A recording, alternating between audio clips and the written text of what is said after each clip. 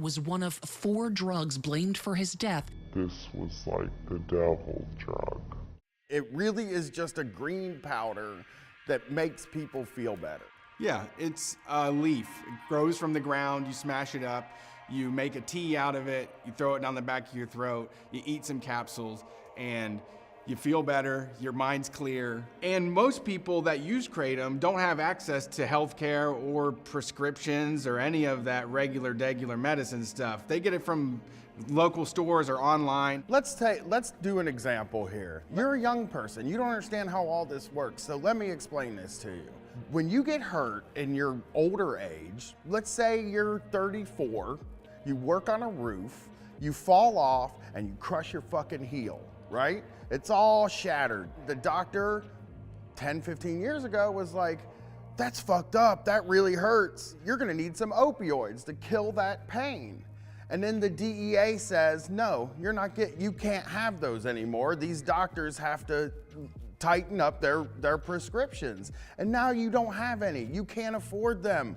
What do? You can take Kratom. It has the same effects, it's less addictive, and it's more gross. So that even brings down the use. You're not gonna use it as much. Kratom kills the pain in your body. It also cures social anxiety. The government's solution to stuff like this is always prohibition, which means putting more people in jail. How big is your appetite for the war on drugs? I'm sure it's small. It's shrinking every single day. Don't let them continue it. Don't let them outlaw more stuff. Good point. Thank you.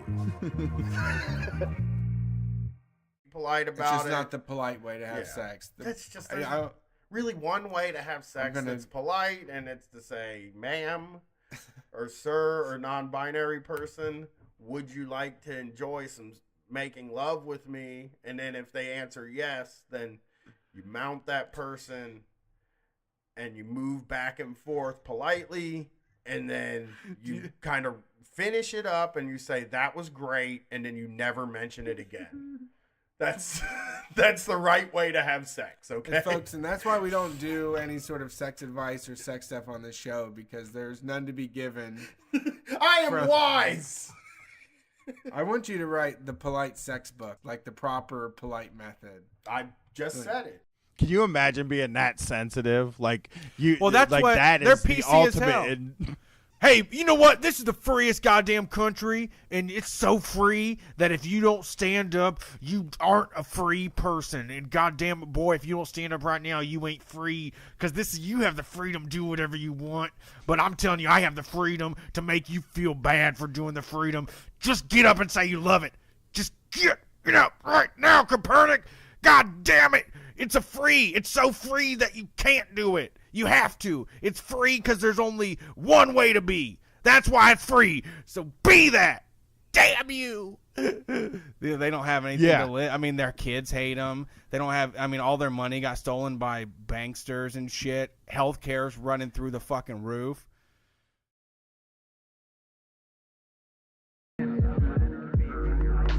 I tell you what, even the jobs that paid me nothing, like when I was first learning them, it was like, all right, I can do this. You just need somebody to get the plates and make them go from here to here.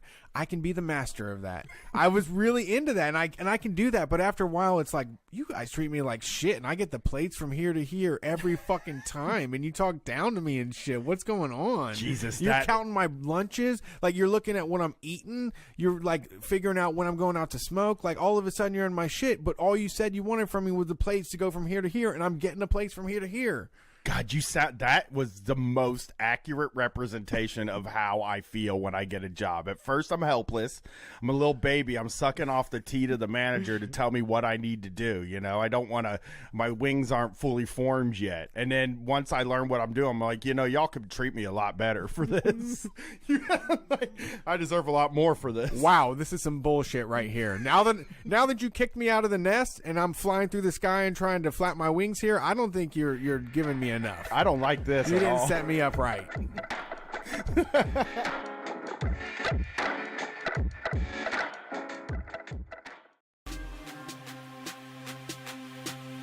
Before we commence expelling this ghost from this location, before we save Jake from the lock, I will light the ceremonial herbs that will give us the sight, that will give us the power we need to set Jake free. My Twitter's not working out here. Let's see if you can get a ghost.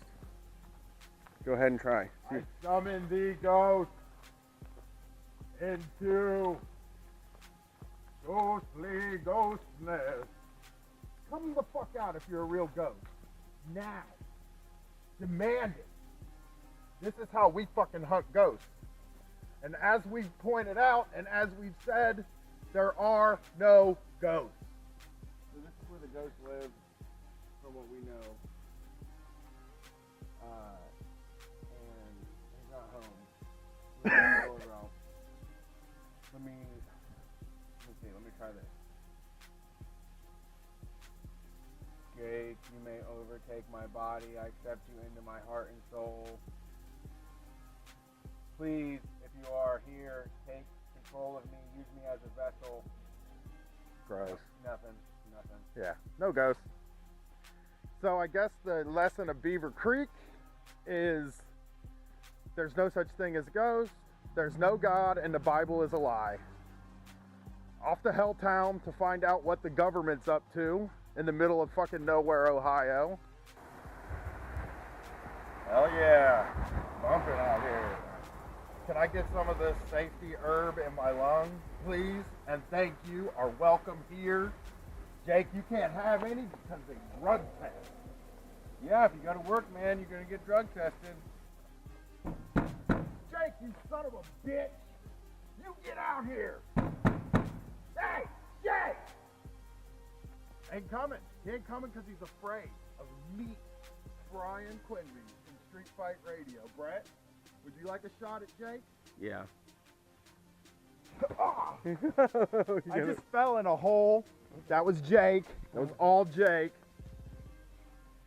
I think we found the ghost. Jake won't let you see your mentions. He's like, don't look at your phone while you're at work, motherfucker.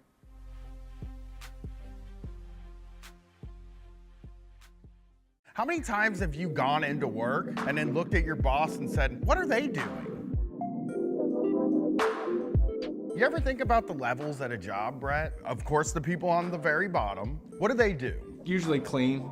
Yeah, and then there is the people just above them. They're the ones that do the second hardest job at the place, right? Deal with customers? Yeah, that sort of thing. And then there's another level above that, and that's the manager that's in the place. Now let's think about what comes after that, right? You might have a guy named like Glenn that comes to your office every 6 months, and you have to lay out the red carpet for Glenn. Think about what the person above Glenn does. Jerry is the person above Glenn, right? Okay. His job is basically going to lunch, right? Yeah, powerful meetings, Yeah. shaking hands real hard. We're gonna go up to the CEO now. The people that sit around a table and who knows what they're doing? Nobody knows what they talk about. Playing cards. What connection does that person have to what you do and what the customer gets? It just seems like you could really chop like 5 or 6 levels off of any job and the company would still run perfectly. Think about your job. Now imagine your manager isn't there. How much smoother would your day run? I mean, how many of you work a job where you don't even know who the fucking CEO is of the company? That means they're absolutely useless. They're parasites. They're on the top, getting most of the money, sending their kids to private school, driving the fanciest cars, and they can't make a sandwich. Every new level of hierarchy is more money coming out of your paycheck. Unions are fucking great because it's not HR. You need solidarity with the other workers. We need to use that and exercise that. You and your other workers are the most important people at that company. I mean, hell, the way I think about it, maybe you don't get a union at all and you just take the whole company away from the bosses, and that's called a co-op. For the almighty dollar, everyone's a slave. What's the point of doing shit if you ain't getting paid? You know, you probably hear people constantly talking about this horrible thing called capitalism. I have. Yeah, you've heard that? Yes. You're like, what? How does capitalism affect me? I will tell you, it runs your entire fucking life. You've probably heard of socialism or communism. Communism! And they say they try to control your entire life. Your whole day is taken away from you. What control do you have over your day now? Most people have to be chained to a desk for 40 hours a week and they're not allowed to leave. When you wake up in the morning and you feel like shit and you have to wipe the sleep from your eyes and like look around and be like, why does this have to happen this early in the morning? That's a capitalism. And it controls everything, like your healthcare, your education. It all comes down to making money, but some things just don't make money. Honestly, ask yourself, how afraid are you of getting an injury and how that could possibly fuck up your life? Yeah, you're being stopped from skateboarding, breakdancing, doing anything fun, because if you get injured, you're fucked forever. You can't go to work. And so then you have all these people that say, well, we can make a kinder capitalism, a more conscious capitalism. It isn't gonna fucking happen. We need anarchy, we need socialism, we need communism, we need anything but more capitalism. But wait, Brett, when you go to the grocery store, you have almost unlimited choice. You can buy 100 different types of cereals. All made from the same stuff with different graphics on the outside. All corn. It's basically just a bunch of boxes of corn. That's capitalism. It actually treats about 1% of the population like humans, and the rest of us like tools for those superhumans. You don't have any money, your bank account's low? I know where the money is. Jeff Bezos has it, the Waltons have it. And they took it from us, right? They took it from us. We're just getting our money back. Yeah, your work made that money. You deserve that money. That's your money. The 1% has never decided to do the right thing. That's why we have to take power and just spread it out among the 100% of people that exist. Oh my God, have you heard the news? Kids are dying of Kratom. That's not true. They're injecting it into their veins. I don't think that's happening. An ABC Action News exclusive. A mom says a popular herb killed her son. The most recent death happened in early June. Kratom, also known as metrogenine, was one of 4 drugs blamed for his death. This was like the devil drug. It really is just a green powder that makes people feel better. Yeah, it's a leaf. It grows from the ground, you smash it up, you make a tea out of it, you throw it down the back of your throat, you eat some capsules, and you feel better, your mind's clear. And most people that use Kratom don't have access to healthcare or prescriptions or any of that regular medicine stuff. They get it from local stores or online. Let's do an example here. You're a young person, you don't understand how all this works, so let me explain this to you. When you get hurt in your older age, let's say you're 34, you work on a roof, you fall off and you crush your fucking heel, right? It's all shattered. The doctor 10, 15 years ago was like, that's fucked up, that really hurts. You're gonna need some opioids to kill that pain. And then the DEA says, no, you can't have those anymore. These doctors have to tighten up their prescriptions. And now you don't have any. You can't afford them. What do? You can take Kratom. It has the same effects, it's less addictive, and it's more gross. So that even brings down the use. You're not gonna use it as much. Kratom kills the pain in your body. It also cures social anxiety. The government's solution to stuff like this is always prohibition, which means putting more people in jail. How big is your appetite for the war on drugs? I'm sure it's small. It's shrinking every single day. Don't let them continue it. Don't let them outlaw more stuff. Good point. Thank you. Polite It's about just it. not the polite way to have Yeah. sex. That's just really one way to have sex that's polite, and it's to say, ma'am, or sir, or non-binary person, would you like to enjoy some making love with me? And then if they answer yes, then you mount that person and you move back and forth politely, and then you kind of finish it up and you say, that was great, and then you never mention it again.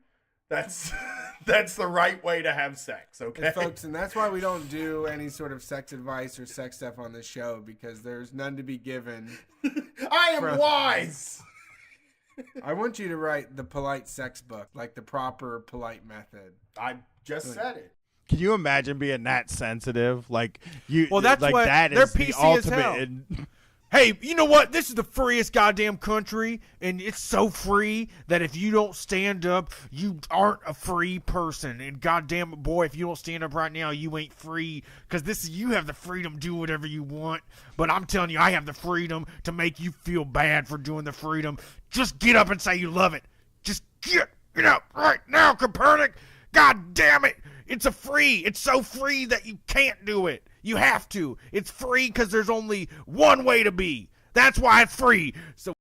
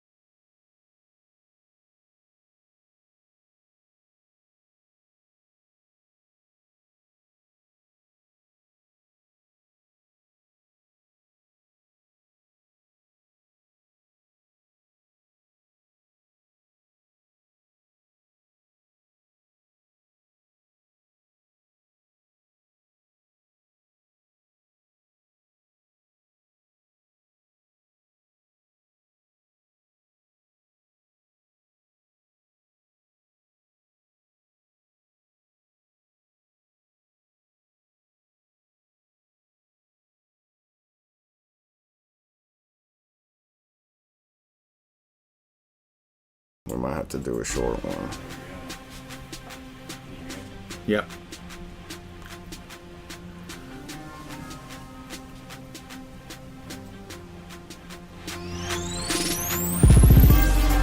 Hey everybody, it's Street Fight tonight, Sunday night. We're taking calls. The number to dial is 614-655-3887. We're coming to you live from Columbus, Ohio. You can watch us on the live streams. We're on Twitch, Twitter, Facebook, and YouTube. Come fuck with us. Come chat with us. Like, we have a live chat. I mean, I love the chat people that show up every single week. Like, I recognize y'all. We don't give you enough attention, but like everybody out there commenting on the show, it really helps a lot. And it's fun, interesting. It adds a great dynamic to the show, so we appreciate you being there.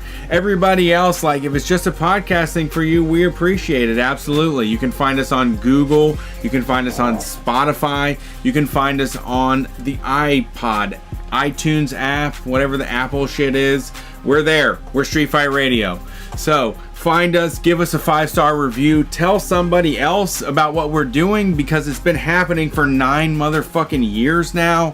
We've been advocating for the dismantleization of everything American, and people are making a lot of fucking money and taking a lot of our credit to slam this thing in through the goal line. So Street Fight is here to spread this mess across the U.S. We were doing nothing else than making everyone dissatisfied with the world in the way it is now. So we are going to continue doing that, and we want to hear from regular folks on the ground. We've done this call-in show for a few years now.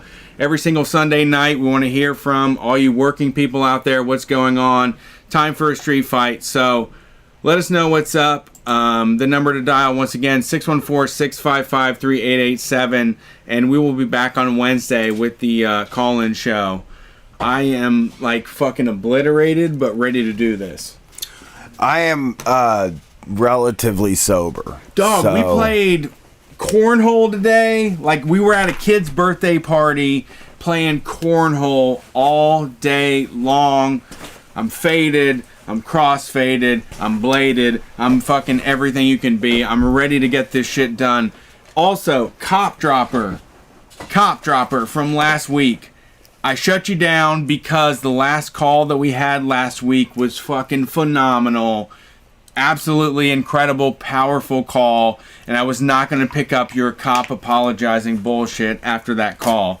But Cop Dropper, if you're in there, in the chat, or you're on the line, let me know. I will pick up your call first, so that way we can reconcile our differences. I did not mean to be so rude last week.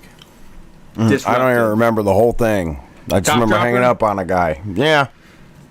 I mean, some guy that said the cops were cool, and then they were doing. No, I didn't really. What I remember is that he said that they got there and the cops weren't looking at them. Yeah. Which is whatever. I mean, that's cool.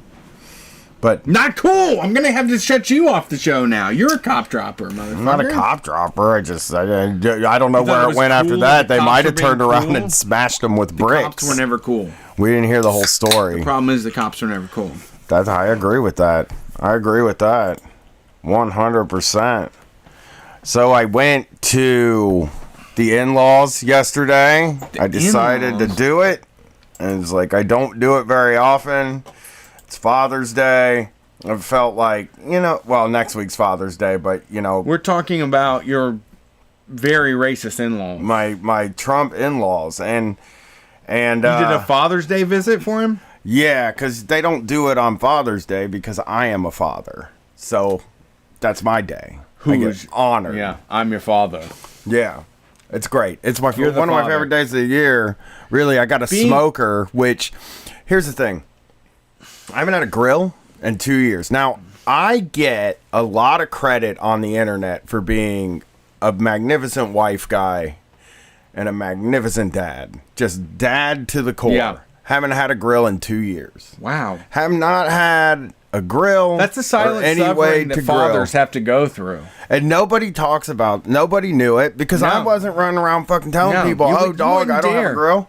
You're too humble. You know where I eat barbecue from? The barbecue restaurant. Yeah, I just take it from the store. I go to the restaurant and I buy it. I'm not in charge of my own brisket destiny. I would just pay for someone else to do it so that my family wouldn't be bothered by my 6-hour endeavor to smoke this meat on a Saturday. It was terrible. It was a terrible fucking life because it felt like a lie to my listeners. Yeah. My followers on Twitter. All the people that know me. You're a husk. So my wife for Father's Day, we're doing a little better financially this year, and COVID means that me and Brett aren't going to be on the road for 2 weeks a month all summer. Yeah. Right? Yep. And it was like, you're going to have time to do stuff. So why don't we get you a grill? And I'm like, well, that's a fucking great idea. They gave me a budget. A grill budget. They gave me a budget for this grill budget. Did you make a spreadsheet? In my life, grill budget. My grills were either free or $100. That was what I was allowed. That's what I would be willing to give myself for a grill. $100 or free. That's it. I one time there was a Saab dealership that was doing test drives.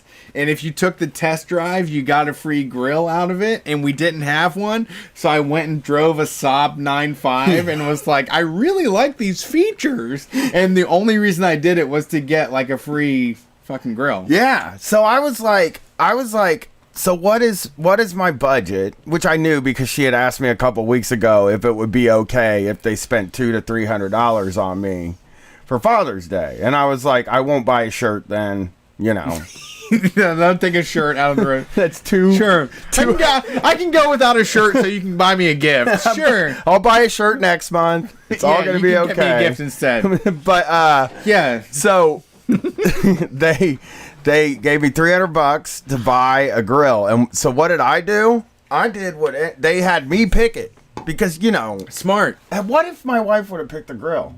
You know what I'm saying? She's a vegetarian. Every time I pick a gift for somebody, it's the wrong gift. Yeah, and she's a vegetarian. Just buy the fucking thing they wanted. She's a vegetarian. She doesn't care that much about it, but she's like, we really want you to have a grill because we know how important that is. Do like to you. sacrilegious meat shit like all over this thing. Yeah. So what I did This is your place to go wild on meat. So what I did was I got a fucking electric smoker. Oh. A fucking badass set it and forget it electric smoker. Now, infomercial ass smoker. 4 years ago, I would have called myself a sellout.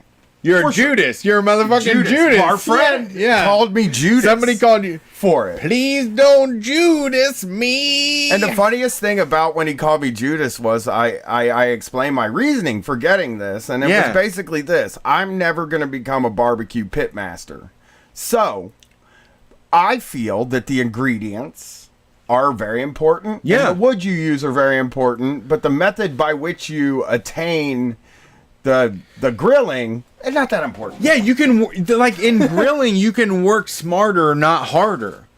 Like, there's no reason to spend 6 hours, like, watching one piece of meat cook when you could just set up a remote control and make it work for you. It has a remote control. So what you do is you take a little probe, you stick it in the meat, you put the little remote control in your pocket, it tells you when it hits the temperature, and you're like, we're done, baby. Yeah.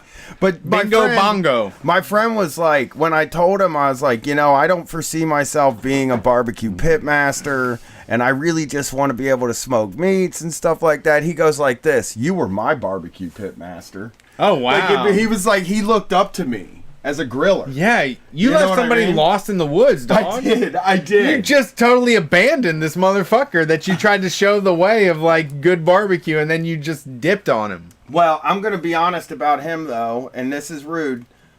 This is going to be rude, and it's a hard, painful truth that I have to tell. Don't do it. I have to do it.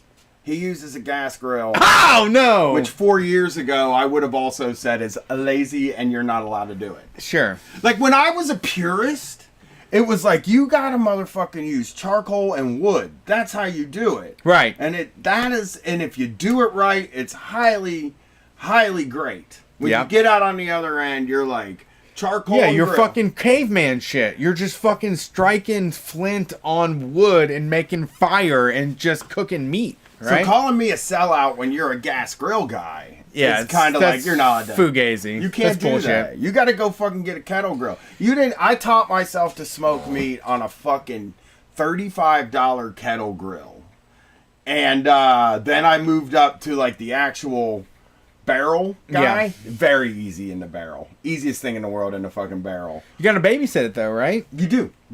And motherfucker, you'll be like, oh, this is going great, it's slow and slow. The temperature in there is 225. You go in the house to take a piss and you come back and the temperature's 450. And you're just like, that's like decarbing weed. Yeah, it sucks. When I try to decarb weed, it's like, just bake it at 250 for 30 minutes. And I put my oven on 250 and all of a sudden it's 290. And I'm like, well, no, stop.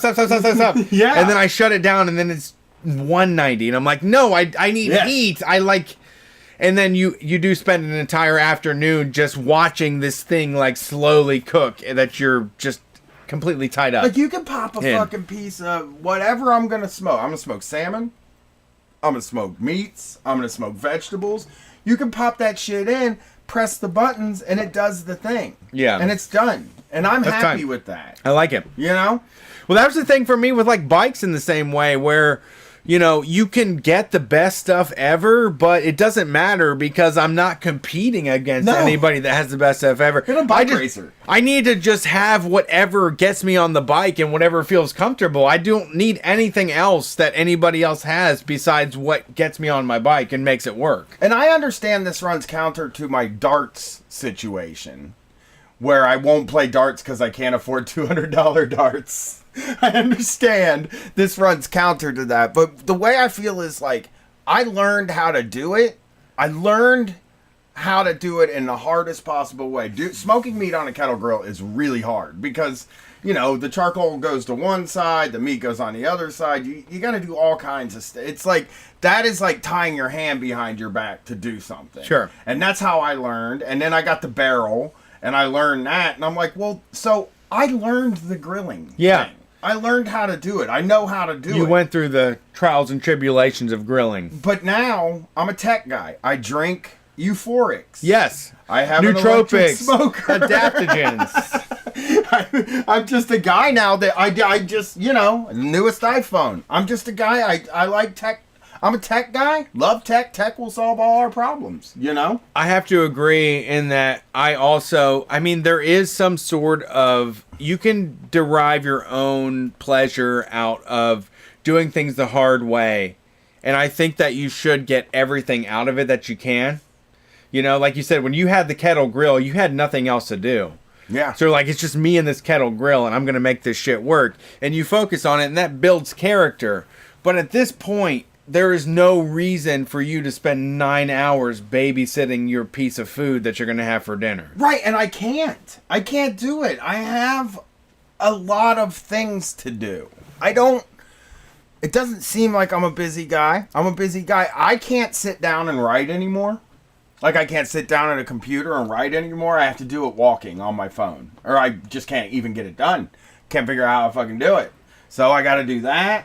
I got all kinds of shit to do. So for me, it's like, I'm going electric. So anyway, my father-in-law gets himself a grill, which, by the way, never seen a man grill in my life. Never. He made his wife do it. See, he made his wife. That's not patriotic. Because he said, I don't want to be too traditionalist about things, but like, if you're going to be an asshole that is racist and that macho. loves America and that is macho, you should be able to fuck the grill up. Yeah, he made his wife do it. He said, I don't cook, was his gimmick. That's embarrassing. You're worthless. Me. You're worthless. Imagine being thrown into the middle of like the beginning of civilization when there wasn't any sort of like order.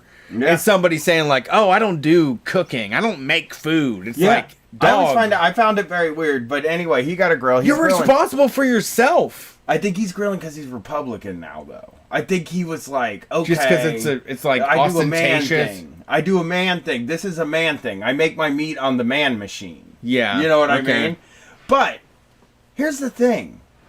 I did have one weird encounter with him, but I also felt like we found a lot of common ground. Now, I left.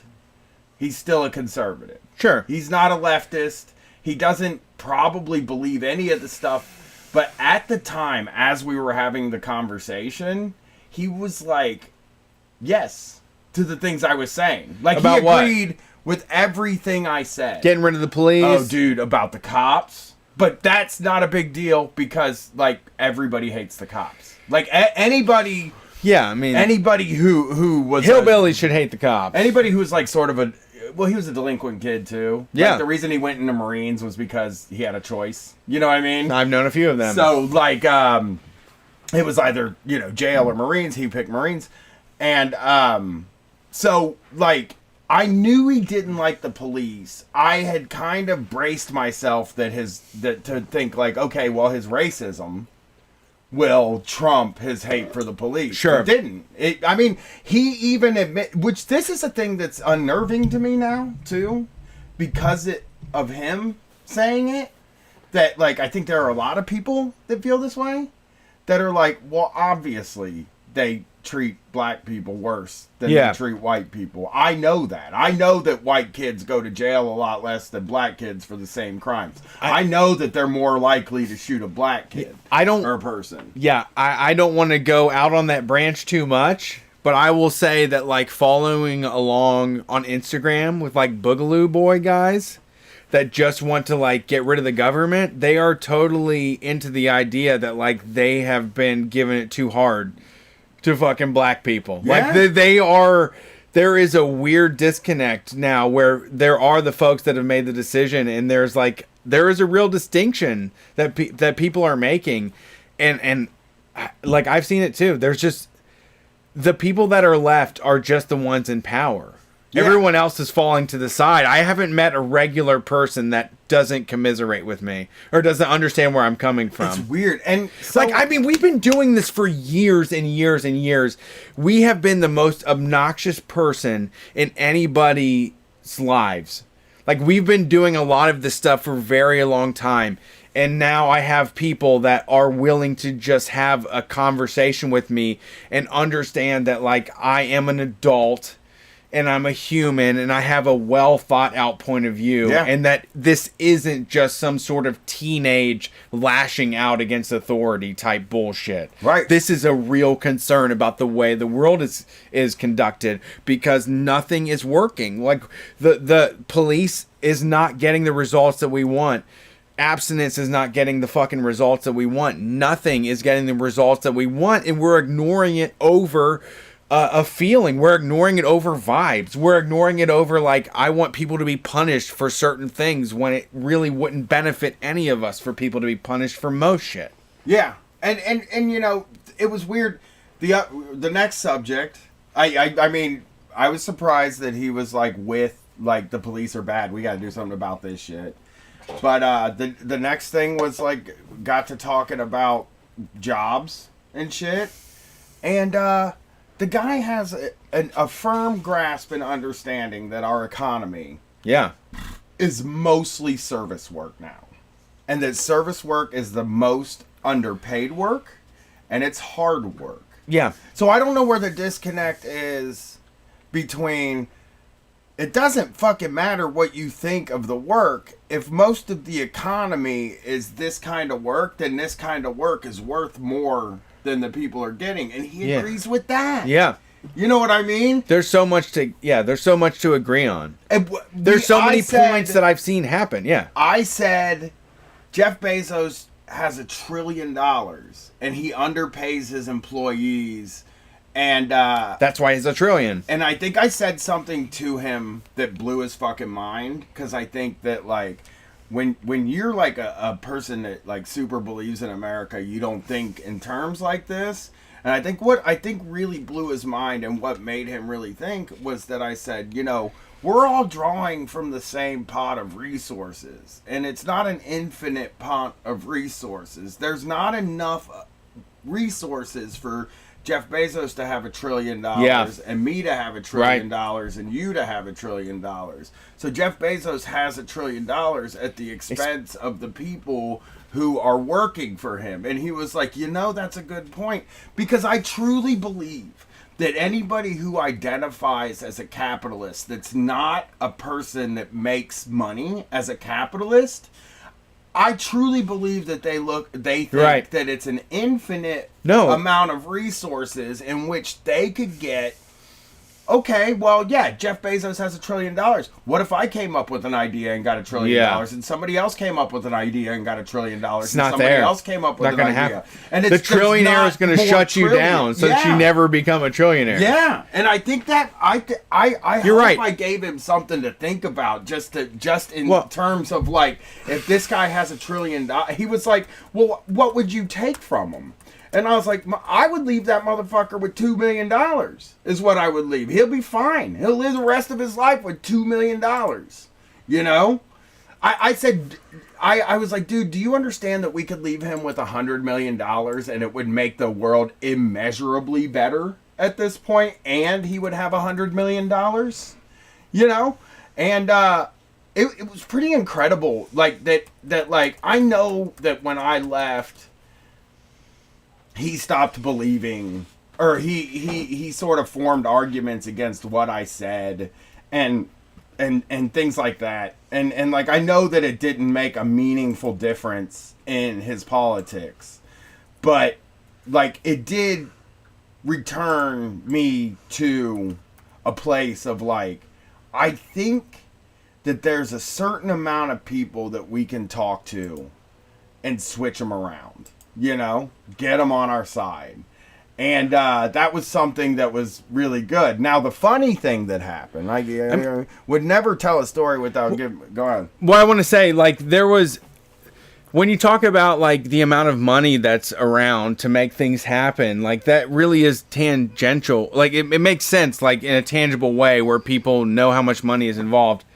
So there's this poet, her name is Kimberly Jones, and she laid out, like, the Black Lives Matter thing so eloquently in a game of Monopoly, where it was just like, imagine that you were playing Monopoly for 400 years, and every win that you got went to your opponent. Yeah. And then imagine the last 50 years you got to play on your own, but the opponent got to keep everything that had accumulated over 400 years. And, you know, I guess in a way, I think that I definitely, you know, gave up, and I definitely let my own depression and my own, like, you know, insular bullshit take over my life and not continue fighting on in a way that, like, you have to say it every possible way that you can. You can't, like, it's never going to make sense to these people until it does. Well, that's what it comes down to. It will never make sense until it does. You can say it 99 ways, and then the 100th way, they're going to say, wow, you're a genius. I never thought of it that way before. And I also told him, I was like, you've never heard a coherent left case for what we want the world to be. And I'm going to be honest with you, as a leftist, I told him this, and this is massaging the ego to get them to listen to what else you have to say. But I told him, you know, I feel as though it's on us to give you proof of concept and show you the world that we want to create, to show you how that world would be better.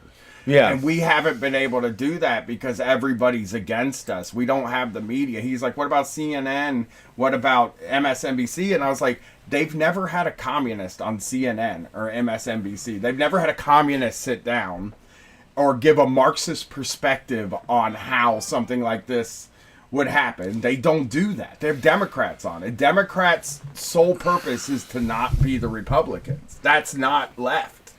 And I think I got through, but I want to, before we get to the calls, I want to tell the funny story that happened, because I don't want to take you through me saying I talked to my father-in-law, and I think I might have gotten through to him a little bit. So one thing that happens, he's like, Brian, because we were sitting outside. We didn't want to go in the house. He goes, you know, come in the house. And he's doing elbows and shit. Yeah, he's COVID. He believes in COVID. He doesn't think it's a hoax. He doesn't think it's a hoax, but he thinks lockdown was dumb. That's stupid. Sense. Stop that. I agree. I agree. It doesn't make sense. Dog, I'm ride or die anarchist. Fuck the government. Like, I'll do anything I want. But when them doctors said stay in the house, I felt like that was okay. Like, that's part of it. Like, sometimes you can defer to people that are smarter than you, right? Yeah. Like, I can admit that I'm not a medical doctor, and I have never done anything. I've never completed fucking college. Yeah. So that, like, I'm not anybody to think I know better than the people that, like, than the nurses and fucking doctors that are like, don't go out. I'm like, all right, I believe you. Well, he didn't go out because he doesn't go anywhere. He lives in the country. Right. You know what I mean? They've but already he just living thought that it life. was bullshit. Sure. You know? Well, he gets to say, I mean, you get to say that from your ivory tower. Yeah. So, anyway, he come in the house. I want to show you something. I'm like, okay. I don't know what he was going to show me. He cuts out memes and puts them in albums and stuff. I thought maybe he might show me a killer meme on paper. Yeah. That would be something. Some Thomas Jefferson unfiltered shit. Yeah, some real, like, some Thomas Jefferson I never even heard uncut before. shit that just makes you hurt in your soul. So he goes, hey, check this out. He opens up his thing. He's like, now this isn't, pulls out a gun. Yeah. Okay? A firearm. Yes, he did. He called it a firearm. He's like, this firearm is not loaded, so don't worry about it, Brian. I was like, Gary, I'm not like afraid of guns. I know guns. Like, I've seen a gun. I'm okay with guns. I think they're neat. I've seen 14-year-olds with a gun. Yeah. And he goes like this. He's like, there's no bullets in it. I just want to show it to you. He's like, hold it. Hold it in your hand. See how light it is? Caress it. That's a Sig Sauer. 9mm. Was he doing a sales pitch? Is he like a... So wait, are the Thrive wives are their husbands selling like Gun dads. cigs? Yeah. So like the 6 hour dads that are like trying to get you into their scam where like you come over to the house and like 6 of you hang out and you cook steaks and do cigars and then you shoot guns in the air and you're like, yeah. We have a representative from SIG here that's actually ready to sell you a gun. So like a Rubbermaid party. He gets a gun out. He shows me the laser sight. He's got the laser sight and the light on the front of it. Very good. And not on a handgun, dog. No, it really you don't need a laser sight on a handgun. You just point in the direction and hope it hits what you want. That's what a handgun is. It's nothing precise about a handgun. So he goes, Brian. He kept calling me by my name like it was a real personal experience. Yeah, this is serious for him. Like hey, you know, my hands are together. He said your middle name and shit. Yeah, he's like Brian. Brian Charles Quinby. Brian Charles Quinby. I use hollow points because if God forbid, and I don't want to kill anybody. I God forbid, I hope I never have to kill somebody. But if somebody kicks in my door and comes in, I use hollow points because I just want to. Because when somebody kicks in a door, when you have to discharge a round to dispel an intruder, he goes, when you have to pull out your firearm, you aim and you shoot to kill. Yeah, that is every what time. You do. But I don't want to kill my neighbors, so I use hollow points. You know, I don't want to kill my because neighbors. they break up before they hit the house. I don't have any idea. So then I go like, oh, well, that's so righteous. I mean, wait till I tell my prayer group about how benevolent this motherfucker is. I was like, 50 people live in your village. Yeah. Like, you're shooting, you're just going to fucking wave a gun around. He's like, now, Brian, I'm not at risk like you are, okay? You live in the city. You know, stuff can happen there. And I was like, okay, yes, maybe that's part of it. I've heard. I haven't seen it. I mean, like, yeah. Only old people have been telling me that it's dangerous fucking out here. And then I'm out here doing crime shit with criminals. And I'm like, it's not that dangerous out here. So he goes like this, dude. He goes like this. I can't recommend this thing enough. This SIG is great. It's $450. Really fair price for a gun. And yeah, that's a good price. It's like an ounce of weed. It's more than an ounce of weed. You know what I said to him? I was like, that's 2 t-shirts. Yeah, that's a couple of... You know what I mean? Yeah, that's an investment. I want a gun. I want a gun more than anything. And he goes like... My wife is into guns, and I don't want to spend the money on it. Like, I just want somebody to, like, just throw it to me in an alley. That's how I want to get a gun. So he goes like this. I go like this. This is what I say. I'm like, well, I mean, I have wanted one for a while, but, you know, Katie doesn't, like, really want me to have a gun. And he goes like this. Now, Brian, I would never get between you and your spouse. But I think you need to get one of these. And I was like, well, I can't, you know, I don't feel like I need one. And then, thankfully, he said, I'm going to go put the clip in this, and I'm going to go put this away, and I'll meet you back outside. You have to be safe when you have a firearm. And then he dropped it for the rest of the night. But it was such an odd conversation. Dude, I'm reeling from that. So, was he trying to display that he's not like a psycho gun nut? I mean, I guess because we've had a lot of right-wing people drive through protests. We talked about the people in Seattle. Or in Florida, someone drove into a protest.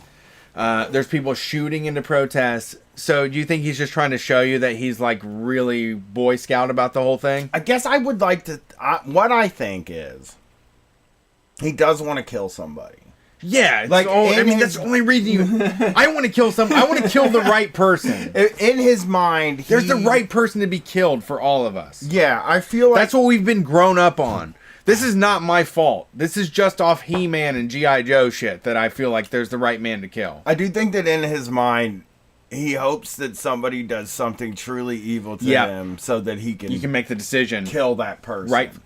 That's it's patriarchy, dude. Yeah. Like, that's all masculinity comes down to, is like they think we're on bitch mode because we're willing to be sad, or because we're willing to like break down and not get to the point where we can only fantasize about taking life before we can enjoy our own life. Yeah, and like that's the disconnect. We are only allowed to be angry and violent in the right way. Soldiers, cops, That's what's been sold to white men as like what to do with all of your emotions. You can take all of your feeling towards injustice. You can take all of your violence and you can like harness it in the right way to make it valid and righteous and true. Right. And it's a lie. And I find it sort of weird.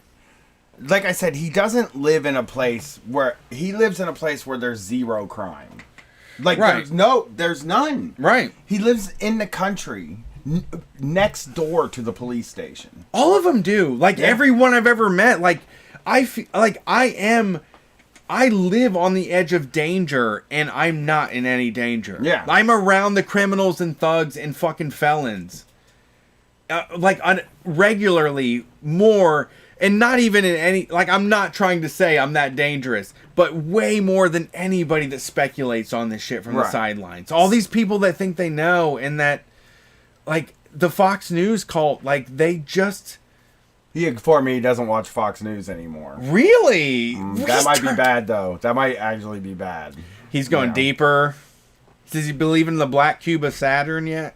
It might be stormfront.com. Oh, would no. be my guess. But Stop. I don't know how to... Man, you ruined it. That sphere. But anyway... But he's open to fuck the police. Yeah.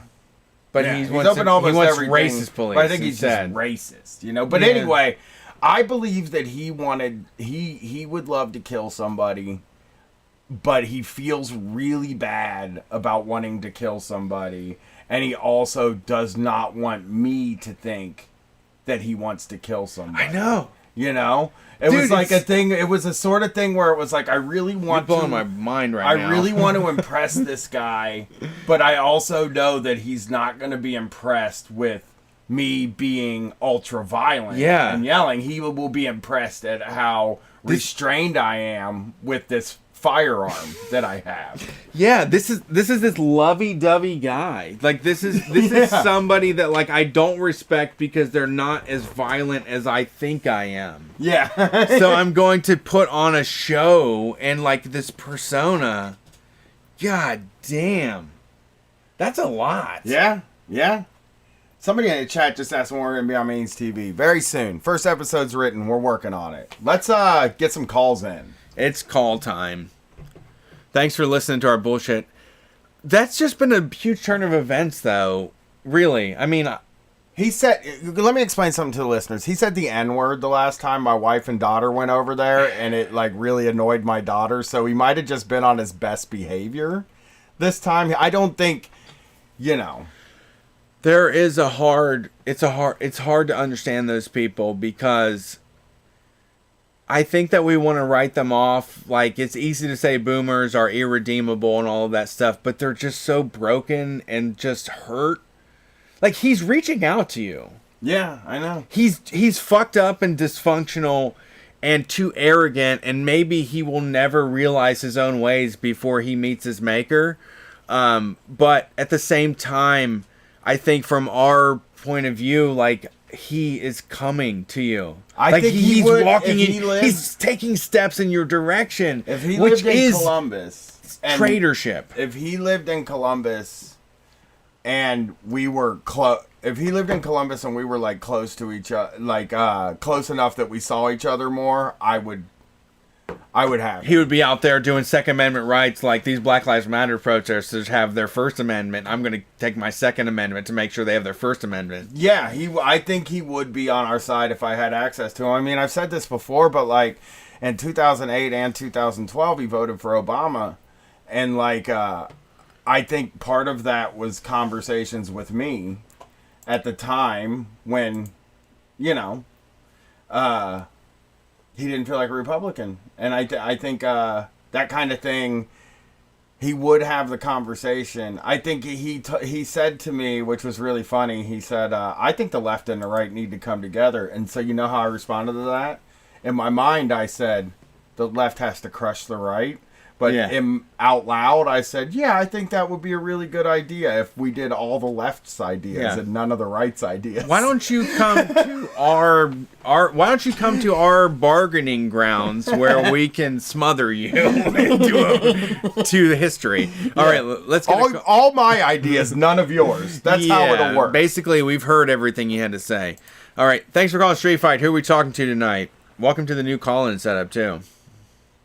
What's up? Hey, what's going on, guys? This is Adam from Buffalo. What's up, Adam? How's it going up in Buffalo?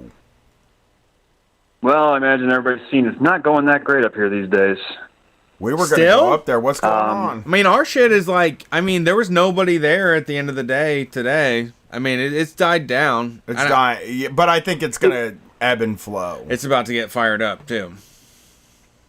Yeah, it just seems that every time Buffalo ends up in the national news, it's never for good things. You know, the man who was pushed, Marty Gugino, is a friend of mine, and it's just it's really strange to see. Obviously, we would have expected that kind of right-wing reaction where they're making up all these ridiculous stories about him, and they turn him into an Antifa super soldier with this futuristic technology on his cell phone, or he's just some kind of plant. It's just wild because I've known the man, and he is a kind and gentle and compassionate person. And so to see it happen to somebody I know personally is just a mind-blowing thing to watch. Well, I think, I figured somebody that listened to the show knew him, too. I would have figured if he was a frequent activist. Yeah, I knew he was an activist, and I got your message from you, and I think that was really, like, what really kind of broke my reality was when Trump was talking about how this guy was trying to do, like, signal jamming. Like, he was gonna go and, like, rub a magnet over somebody's fucking walkie-talkie and somehow scramble all the communications of the police department. It was such a fucking absurd idea and such an alarming video that was like, you know, in a way, I mean, if I'm, you know, when I'm 70 and I'm still in this fight, and if things haven't changed, I'm definitely going to feel more comfortable getting pushed and abused and having people show how, like, awful the government is to people. Like, this is really what it is. So I in a way, like, when I saw it and saw the history behind it, it made a whole bunch of sense to me. Like, I absolutely think that's an incredible thing to do and something that is necessary, you know? Yeah. And what we saw in real time of how the police put out a statement about what happened, saying that he tripped and fell, even though the videos from across the street and then right up close, they had already come out on Twitter. So people watched the videos and saw what happened, and then the lie came out after that. It was just terrible. Well, they've done a really bad job. The really this whole thing, we have a very small window where we can rise up and make things happen, but the mainstream media is 8 to 12 hours behind, and they're going to come in hard with an agenda and with a way to explain it that makes everything hunky-dory for the status quo. And like that was a disconnect for this. Because people that, you said, people knew him. We had already seen blood coming out of a fucking 70-year-old man's ears, and was like, there's no reason this should ever fucking happen. You know, in the same way that Willem Van Spronsen, you know, one of my heroes as well, is like, you know, at that age and at that time, like, you have nothing else to do but, like, put it all out there. You know, I have a lot more organizing and disruption ahead of me, but, you know, when I get to that age, like, there's nothing I can do besides show them that they will fucking kill me, you know? Like, there's that, like, I've been trying to get them, like, this whole time, they're trying to kill us all, like, and focusing on, you know, our vulnerable populations, but that really just laid it all out there. It was... Watching the blood come out of that dude's fucking ears was enough to get people in sync that things are not right and that we don't like the police anymore. It's awful. Yeah. It was crazy also just to see both Trump and Biden mention him by name, that, you know, in the same 24-hour period. What did Biden say? Then, of course, Biden just was usually, the normal pablum that means absolutely nothing, that, we stand with Martine and we want to improve the police or whatever the garbage he usually says is. I mean, it's so now unbelievable we've had what they did to that guy. Like, I can't imagine seeing that guy and deciding I have to take him down. That is a really big indication of who they are. Yeah, I was just, because I looked up Buffalo to see what else there was going on there. And I saw that also in 2008, the police department fired a black woman because she broke up a chokehold. Yeah. From another cop. Yeah. So, yeah, she probably saved a man's life, carry a horn. Chris Dorner started his whole fucking manifesto against the LAPD simply because he tried to stop a white woman from beating the shit out of a suspect. Yeah, I believe it, man. Yeah, and then there was another article came out today that the Buffalo police were running a protection racket at this bar where a guy got thrown down the stairs by the manager while there were 2 police officers pretty much working on duty there while they were off duty. And so the owner came out today and said that they pretty much told him, either you hire our police officers or we're going to have problems. Jesus. Well, I mean, I wish I could give you a positive something's going to happen to him.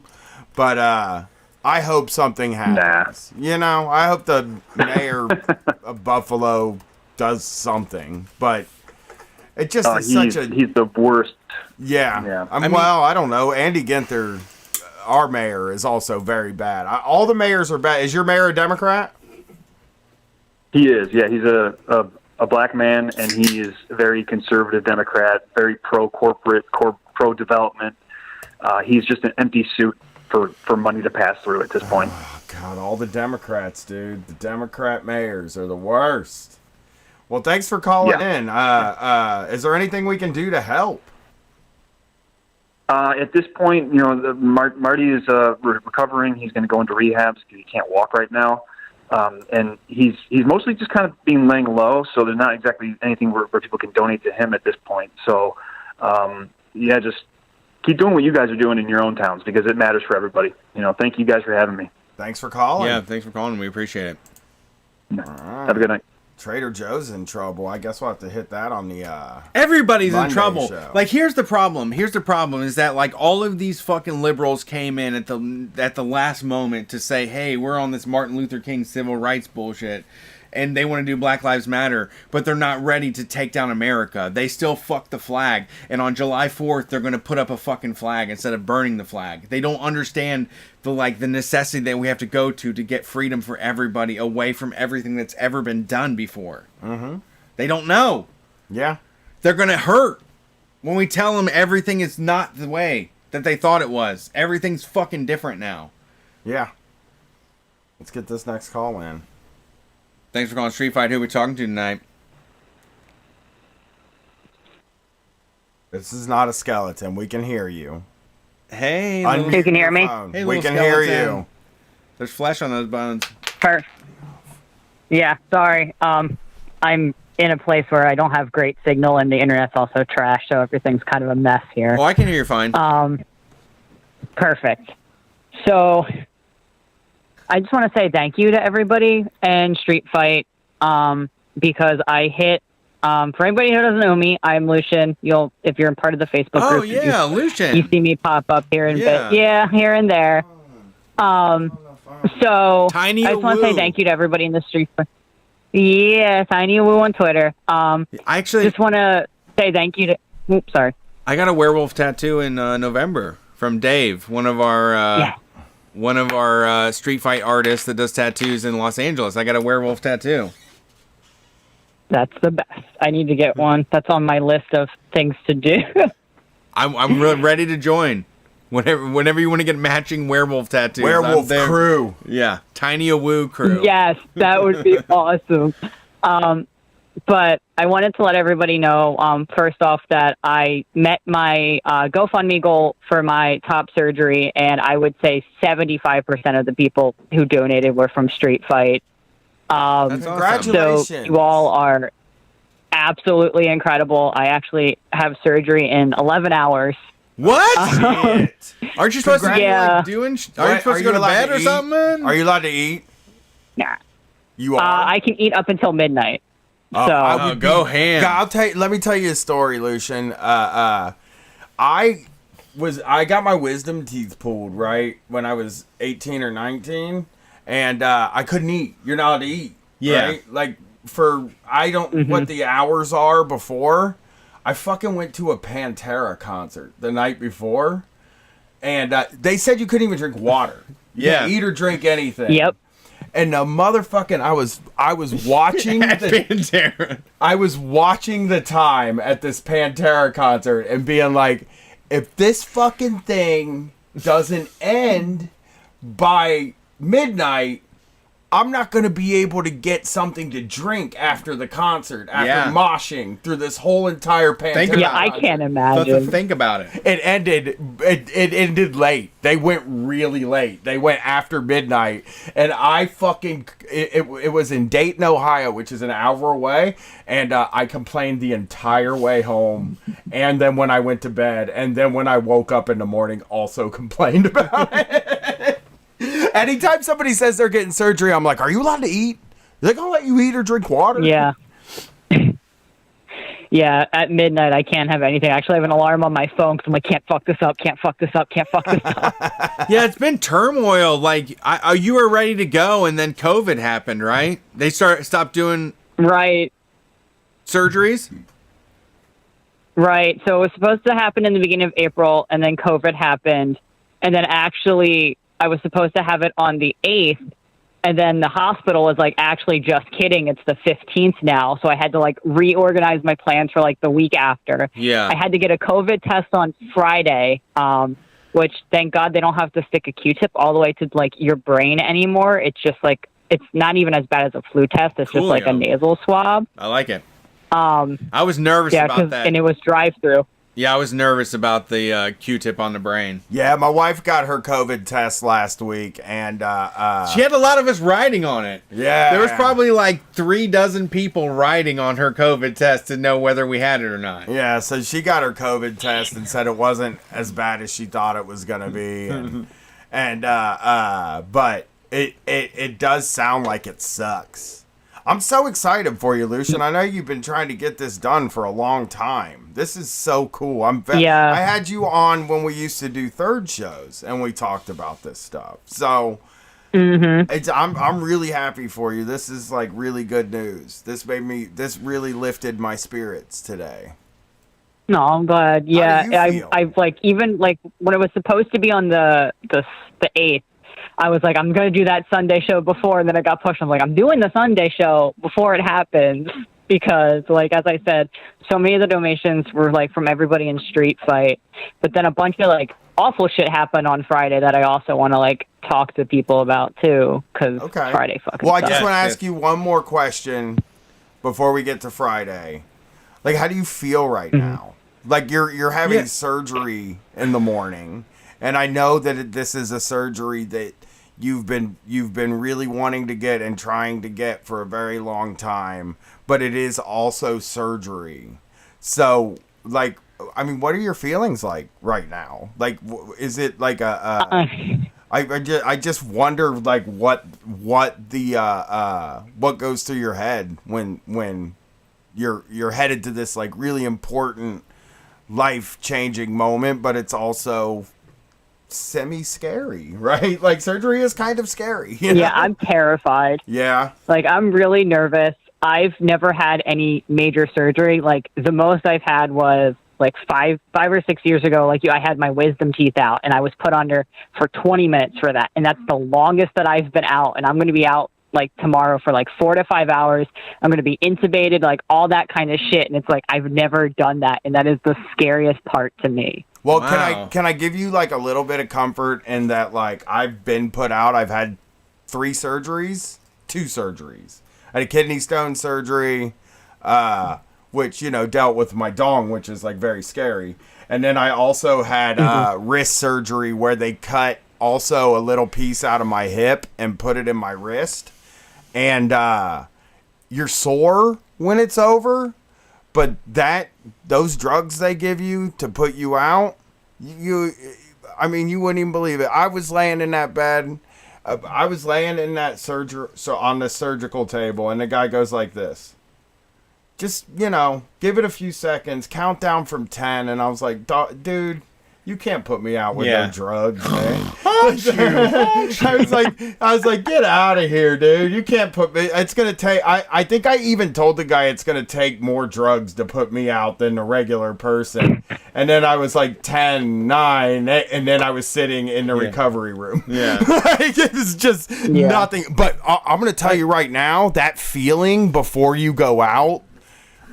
I can see why Michael Jackson got like addicted to that feeling, because it is that's as wasted as you get in your life.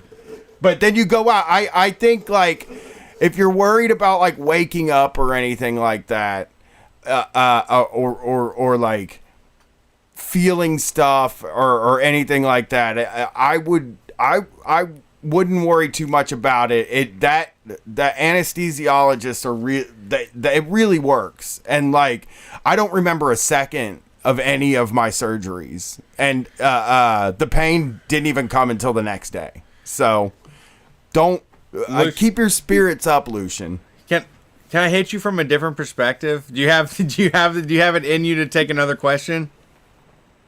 Yeah, sure. I have to wonder, because like it's not the same, but like getting to where we have with my career and to where I've come to, there was a time 5 to 10 years ago where I knew I was going to be the person that I am today, and there just wasn't enough resources. There wasn't stars didn't align. There wasn't anything that could happen to make it. But I already knew at that point who I was going to be. And so I wonder like what that feeling is now, because you're such a wonderful person, and like you're a fully realized person to me, and I'm happy that this is happening for you. But I know that you've been Lucian like through this whole thing, and I wonder how like to finally to get to this point, because it feels like it's been hell, and the government is going to make it more hell like they did on Friday. Mm-hmm. Yeah, it's definitely been a roller coaster, but it's nice, and I think that's part of why like my nerves are less with like the surgery itself and more like the unknown of the anesthesia, because this has been something I've been working towards, something I've wanted for like I don't know, 13 years of my life, if not longer than that. Like it's just been like something that's like, okay, it's finally here. And because like even recently I had to jump through so many hoops, had to deal with like COVID, had to wait, had to deal with all the rescheduling and stuff like that. At this point, it's finally just like, get this over with. We're here. It's happening. Like, it's like solidified now, where it's like, yeah, so far I'm going, for surgery tomorrow. No one's called me yet, and no one can at this point call me and be like, sorry, we're going to reschedule you. It's like, no, it's happening. Yeah. So like, it's definitely like, I think that's helping a lot with like the nerves too. It's just down to getting knocked out. Really, you just got to knocked out and get waked up like on the other side is what you're looking forward to. Well, I'm glad that you've got here. I've definitely followed along with the journey, and it's just amazing that it's happening finally, because it was like the COVID thing was. And so I guess we have to go into this. What's going on with the recent Trump changes in the government on Friday that happened? So back in the Obama era, part of the Affordable Care Act, I believe it was part of the Affordable Care Act, Obama passed legislation that sex discrimination included all LGBTQ people, so you could not be denied health care or denied services because you were in a same-gender couple, because you were trans or anything like that. On Friday, Trump signed an order stating, actually, no, sex discrimination goes by what you were assigned at birth. It does not cover, LGBTQ people at all. And so what that means is Medicaid is going to have to no longer cover trans services. If they did, there's no longer going to be any law stating that healthcare has to include it. You can't have it as like a separate package or charge trans people more for services that you're already giving cis people, Like if you're, for my case, is if you are offering cis women mastectomies and they're covered, you have to offer it the same to trans people. You can't charge them more for that. Or you can't have a trans person end up in a COVID ward and be like, I'm not treating you, go die on the street. And so on Friday, Trump basically said, no, this isn't covered, and you can freely discriminate against trans people in healthcare. On Monday, the SCOTUS decision for whether or not you can legally fire somebody for being LGBTQ will also be going through while I'm in surgery, so I get to wake up to see that one as well. So that'll be fun. And then Friday was like on top of all this with all the Black Lives Matter stuff in Philadelphia, a black trans woman, Dominique Remy Fells, was murdered. And it actually took like push from the community to like have them investigate her murder. Yeah. And then on top, as if anyone knows or followed me from the group or anything like that, I also work in abortion. And on Monday, there's a case, June Medical Services versus Rousseau, which they're going to try to use that, depending on how the Supreme Court rules for that, to potentially overturn Roe v. Wade. Wow. And what that ruling is in Louisiana, they're trying to make it so anybody who does an abortion has to have hospital admitting privileges. Right. Because in their eyes, like, oh, you're more likely to have complications because of an abortion, which is not true. It's even safer than the surgery I'm having tomorrow, safer than having your wisdom teeth out, and all that. And what would happen is if this goes through and they say, no, this law to make that like, it's perfectly fine, that's not a extensive barrier, then only there would be one doctor able to practice abortions in the entire state of Louisiana, which is what they want.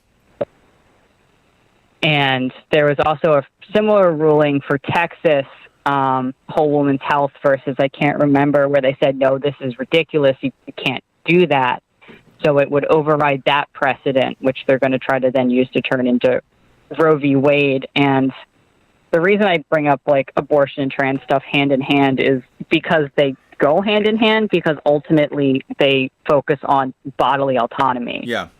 Trans people having the right to be able to have surgery, go on hormones, and do what they want with their body funnels into the same with, if we can't control our bodies, then people who need abortion care or anything like that aren't going to be able to control their bodies. So yeah, you're it's genius. Kind of getting brilliant. No, you're right on the money. I mean, that's really what it comes down to for everything. And people. There's a lot of hemming and hawing that's going on right now. There's a lot of people that want to be for the cause and for black rights and black liberation, but they're not willing to go all the way and say liberation for everybody and everybody gets to live their own thing and to throw everything away. It really goes down to it. You're there at the all of it. That's where a lot of it happens. The conversation, there's plenty of things to go into that. And I want to say that also body autonomy is something that should be important to every single person in the world. And even to the point where it's this, when it comes to body autonomy, this isn't just, trans people are probably at the most risk of having the autonomy taken away, body autonomy taken, or women who need abortions are a lot of risk. But this goes to things like drug use and stuff too. We don't have, they have control over what we're allowed to stick in our, what we're allowed to have. Every single talking about the police is talking about what people are policing and saying what we can and cannot do. And this is a matter of saying that people should be allowed to do what they want to do. That's why we do the show. That's why the people gave you the money, because you should be allowed to do whatever the fuck you want to do. I don't have to make any sort of sense of it or know or anything. I like you as a person, and whatever you want to do is fine. But I'd rather just talk to you about horror movies and get along with you in other ways. But I do appreciate the insight that you bring to everything. Yeah, you're the best, Lucian. I gotta tell you, I'm really. And again, I'm not comparing my right to use drugs to like trans rights or anything. I'm just saying that like we should be pushing towards like a sort of Bill of Rights that gives you body autonomy, and it's for reasons like this. Like we should be fighting, and America doesn't offer those solutions. America doesn't offer that right. That's America not a right immediately imposes the idea that there's a right way to be American, there's a right way to be religious, there's a right way to be patriotic, whatever it is. Like, we need to eschew all of those fucking status quo things because it's just harming our communities. It's harming the people that are living. Like we're losing out on it. Yeah. Lucian, and like Go ahead. It all ties together, like anti-policing, anti-prison, and bodily autonomy and all that. They're all interconnected in various different ways, like Black Lives Matter, anti-racism work, queerphobia work, and all that. It's all super interconnected to the point where it's really hard for somebody to say, well, I'm for Black Lives Matter, but I'm not for, abortion, or I'm for trans rights, but I'm not for, Black Lives Matter. And it's like, they're all interconnected. Like, you can't have pride without Black Lives Mattering, because pride was started by Black trans people. Yeah. They were the ones writing against who? The police. Right. Who were trying to police queer people in their presentations, because back then you couldn't wear more than two clothing assigned to a particular gender. So the histories are all connected. Yeah, absolutely.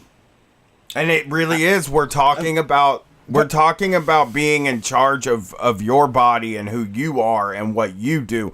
We are talking about being in. Well, we are talking about people being able to live the life that they are meant to live, that you were born to live. Lucian, you're having the opportunity now to be the person that would be the fully realized version. Well, a piece of the fully realized version. I'm sure there are more things you want to do, but I sort of feel like if I were to relate, I get to be the fully realized version of me. With my job and the way that I get to make a living and carry myself, and that I get to say whatever I want and just be Brian. And I feel like what I have should be afforded to every single person on the planet. Everybody should be able to be fully realized. And I'm just I am so happy for you. I feel so good right now. I really want to tell you that I'm so glad this is happening. It makes me want to fly out to, I know you're in Jersey, but it makes me want to meet you in Philly again and hang out.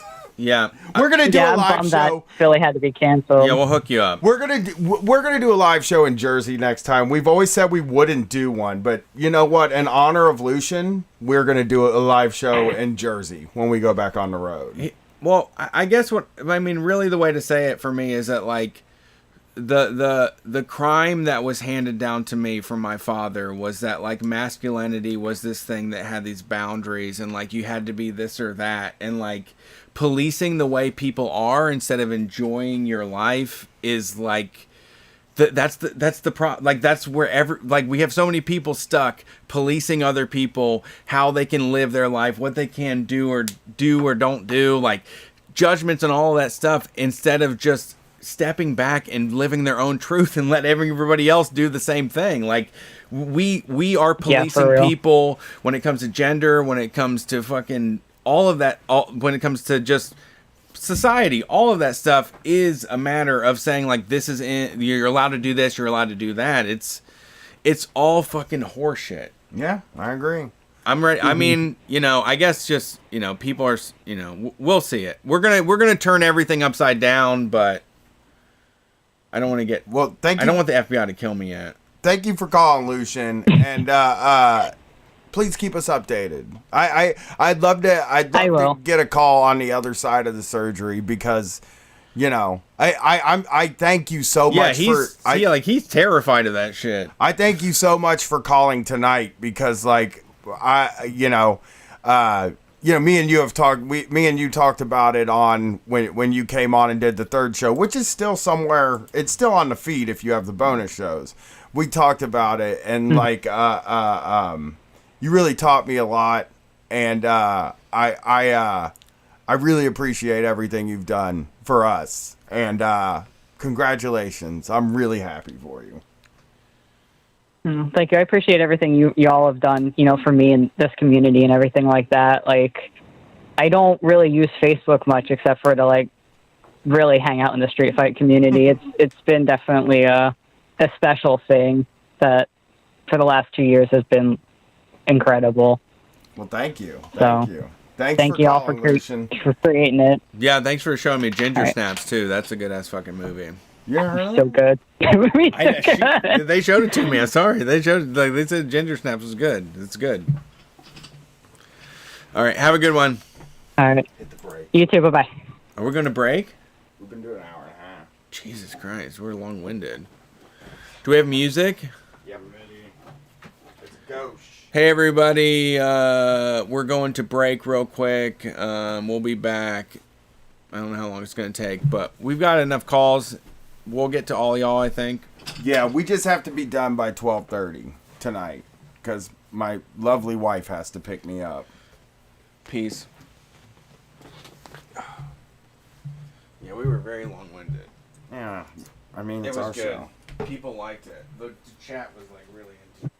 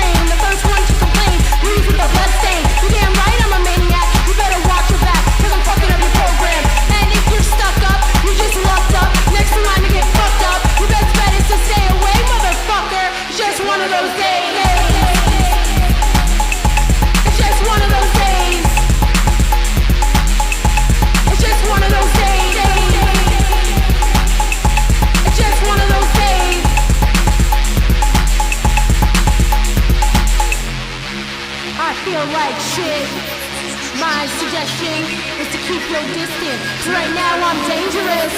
We've all felt like shit and been treated like shit. All you motherfuckers that wanna step up, I hope you know I'll take a chainsaw. I'll skin your ass raw. And if my day keeps going this way, I just might break your fucking face tonight. It's just one of those days. It's just one of those days. It's just one of those days. I'll take a chainsaw. A chainsaw. A motherfucking chainsaw. Chainsaw. So come and get it. Chainsaw. A chainsaw. A motherfucking chainsaw. Chainsaw. So come and get it. Just one of those days. It's just one of those days.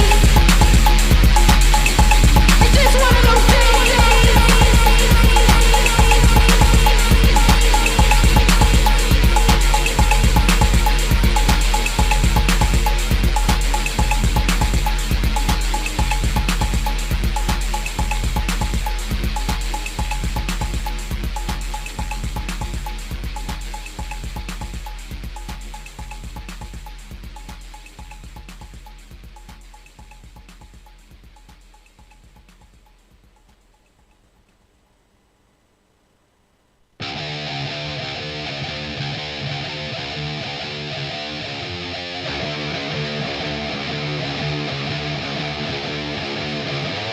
You're looking for this body, nobody's here in this body. Nobody fucking wants me, still the life of the party. My brain is rock with weekend, can't find a hole to sink in. This place is fucking anxious, I hope my dad is painless. What's up my party monsters? No more for life to offer, no reason to move forward. Just can't endure the horror, burnt out from all this living. Can't find a hole to sink in, I'm the life of the function. Die when the beat not bumping. The beat, the beat, the beat, the beat cannot contain you. The beat, the beat, the beat, the beat cannot contain you.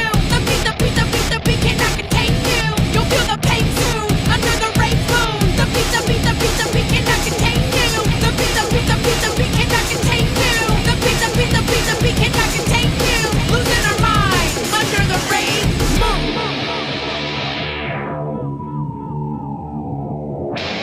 Don't let me sink this book and get so motherfucking petty. I feel so numb, dead with nothing's how they fucking want me. Keeping me down is the only way they know they can stop me. I wanna die until then I'll be at the fucking party. I'm stuck between the stations, I sleep with one eye open. I hope my death is quiet, cause my life is a riot. So scared of growing up, I sleep with one eye shut. Get loose just past the poppers, we are the party monsters. The beat, the beat, the beat, the beat cannot contain you. The beat, the beat, the beat, the beat cannot contain you. The beat, the beat, the beat, the beat cannot contain you. You'll feel the pain soon, under the rain moon. The beat, the beat, the beat, the beat cannot contain you.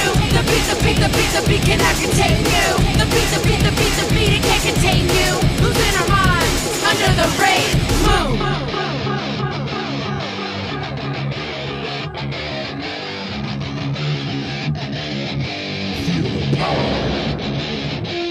Rain, like it can beat the trauma. Rain, you're a party monster. Just dance like you're not broken. We're twerking to our coffins. Rain, like it can beat the trauma. Rain, you're a party monster. Just dance like you're not broken. We're twerking to our coffins.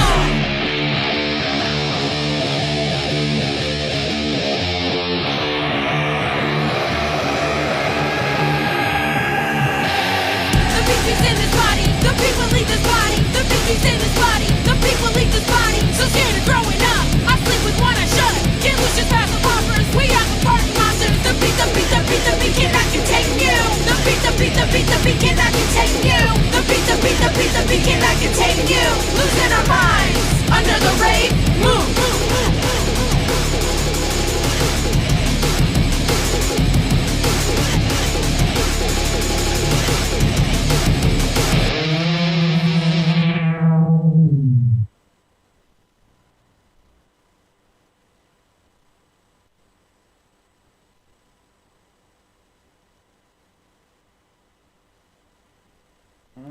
Hello, and welcome back to Street Fight Radio. That was the shit. I fucking love listening to those songs. I was waiting for the show to start. I was totally into it. You can find we have to get them on the show. They have to call in or something. How do they say the name? Is it Gauche or Gosh? Gosh or Gauche? I don't know. I don't know what the umlaut means. So Gauche. Gauche. Gauche. I don't know, but they rule. They're very good. GHOSH.bandcamp.com. Legends of Philly music. I think they're great. Yeah, They've I'm a big planted fan. a flag and really done something incredible. Head to GHOSH.bandcamp.com. That's Gauche. They sent me the break stuff. They DM'd me the break stuff song, and I was like, "This is fucking incredible." Yeah, it's a fucking. I mean, that shit is dope. It's so like. I don't know. There's something about it where it seems easy. When you hear it, you're like, everyone should have been doing this. Like, it felt like it was there for the taking, and someone could have just rocked this hard. Someone could have, like, reached out for this level of greatness.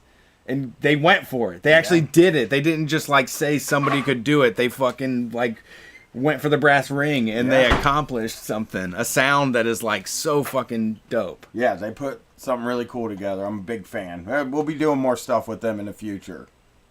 All right, let's get our next call on the line. If you want more Street Fight, we have zines on the way. We need more people writing for us. Head to streetfightradio.com. There's a zine submission page if you want to get paid for your work. If you want to write or do comics or art, whatever it may be, head to streetfightradio.com. There's a zine submission link.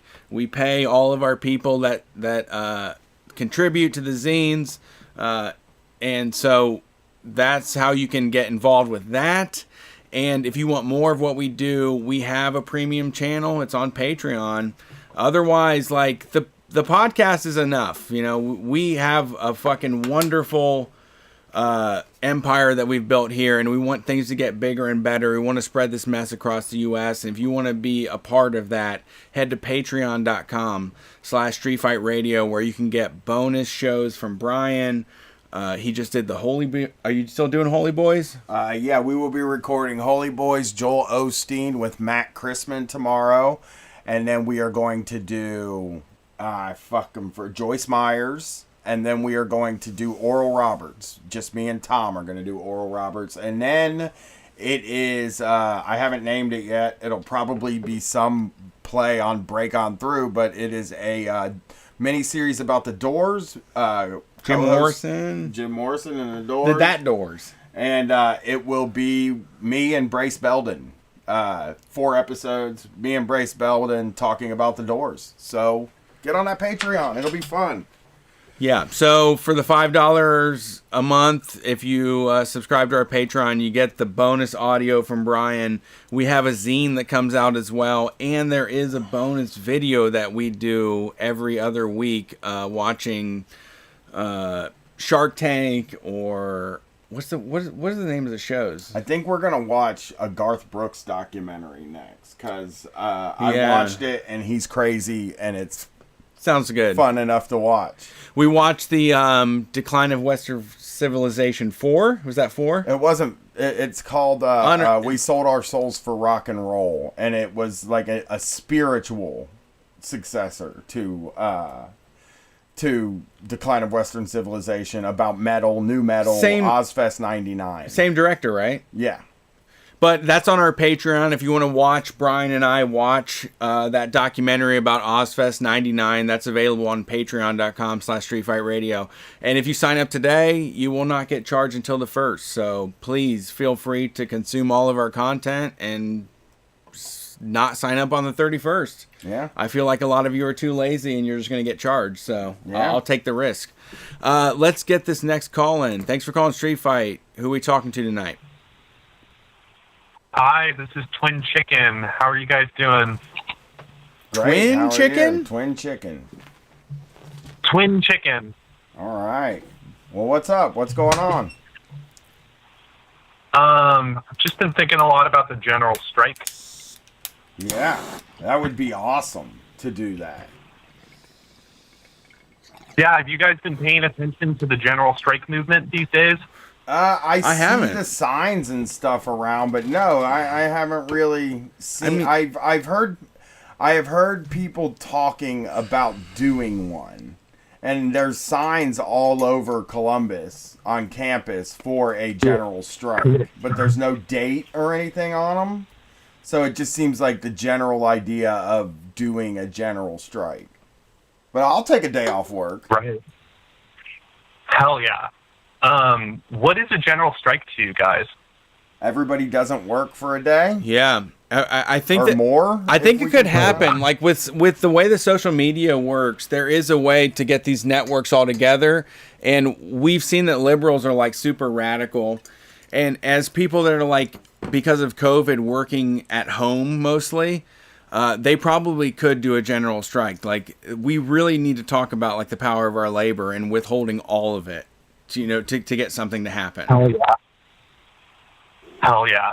My theory too is that we have to be prepared not just to do a general strike, but to do like 1,000 general strikes, just over and over and over again, until work just doesn't exist anymore. Well, that's like the IWW. I mean, a lot of it is not about like having contracts about things. It's about like getting together and saying we want this to change about our workplace.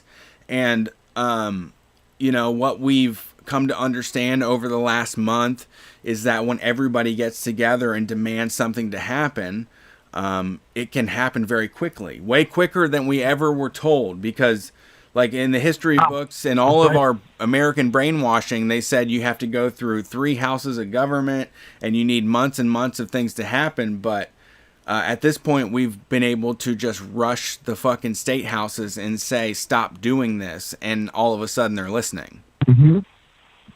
Yeah. Well, I have a few updates about the general strike. My theory is that the general strike has been sort of going on in kind of this diffuse form ever since April 1st, the first day that everyone realized they had to pay the rent, but nobody had a job. On the 10th, a few days ago, the state of Washington went on a statewide general strike. And you can look up the footage. There are thousands and thousands of people who marched in a silent march through Seattle. And people aren't talking that much about it. But there was a real deal general strike in Washington. Yeah, and they're also, this is Crime Think, so take it for what it's worth. But I'm seeing a push for June 19th general strike. Hell yeah. Which is Juneteenth. Juneteenth general strike. Yeah. It makes sense. Yeah, I'm seeing that. I mean, after that, I think you're totally right. Brett used to open the show sometimes talking about how, if we could make a huge party that happens over the weekend at the State House and then just keep it going until people decide they don't want to go to work anymore and they just want to do the party. Yeah. It's kind of the idea. I'd rather see what happens with autonomous zone. Yeah, you're really giving into the idea. I mean, that was the first nights of those protests. The people that I saw out there, I felt great calm and comfort and camaraderie with those folks because they were pushed to the edge and they were ready to accept the unknown and they were ready to do anything besides what's been happening. And I'm surrounded by people that just want to make sure that everything that works for them is still going to happen after this. They've been prioritizing their minivan, they've been prioritizing dance classes, and they've been prioritizing all of these things that are irrelevant until we get through this problem.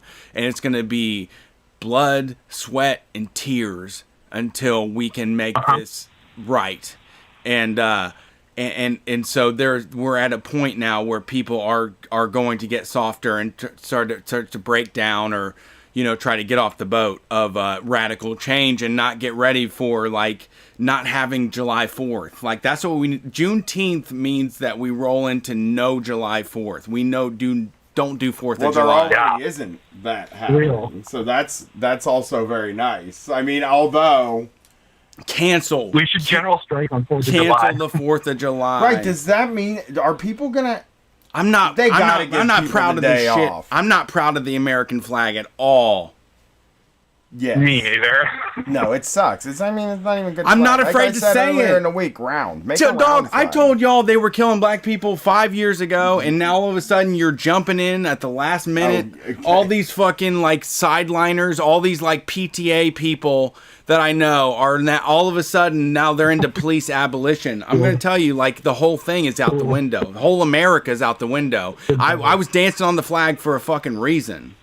It does feel like things are, or it does feel like anything's possible now. I think if you would have called, 6 months ago and said, "What do you guys think of a general strike?" I would have said would be the greatest political action we've ever pulled off, but I don't think it's possible.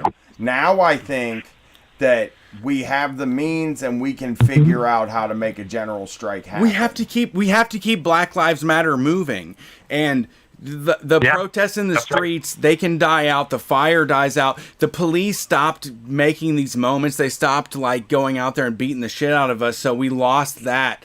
But like there needs to be the long-term planning needs to settle in now and how we dismantle this shit. And we need to stop like worrying about what the police think. We need to stop worrying about what the mayor, we need to stop worrying about anybody above us thinks. We need to start talking about what the world we want to look like, what we want it to be. We need to start, like, that's what the groups in Ohio, the groups in Columbus that are getting together at the State House are talking about a radical new world that exists outside of anything that we have right now. And it's just going to take like people power. It's going to take mass.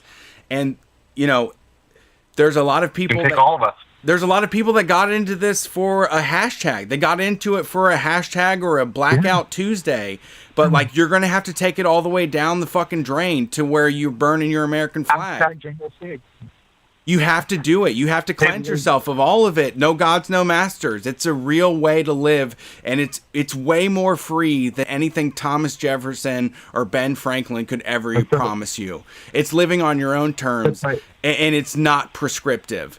It's being able to live out loud and be proud of who you are, no matter what that is, and not having it being shut down by the powers that be or the status quo or capitalism and transactions that delegate that people have to be poor. The only reason that poor people exist is because the economic system demands that people be poor. There's no other reason. Those people are already working all the goddamn time. They would happily be homeowners and all of that if we valued their time and didn't say that's a poor person's work, Yeah.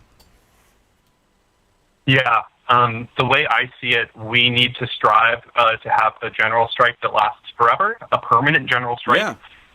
Because what a general strike is, it's not just that everyone goes on strike from their jobs, is that all of us go on strike in general. We're going on strike from our jobs. We're going on strike from the police.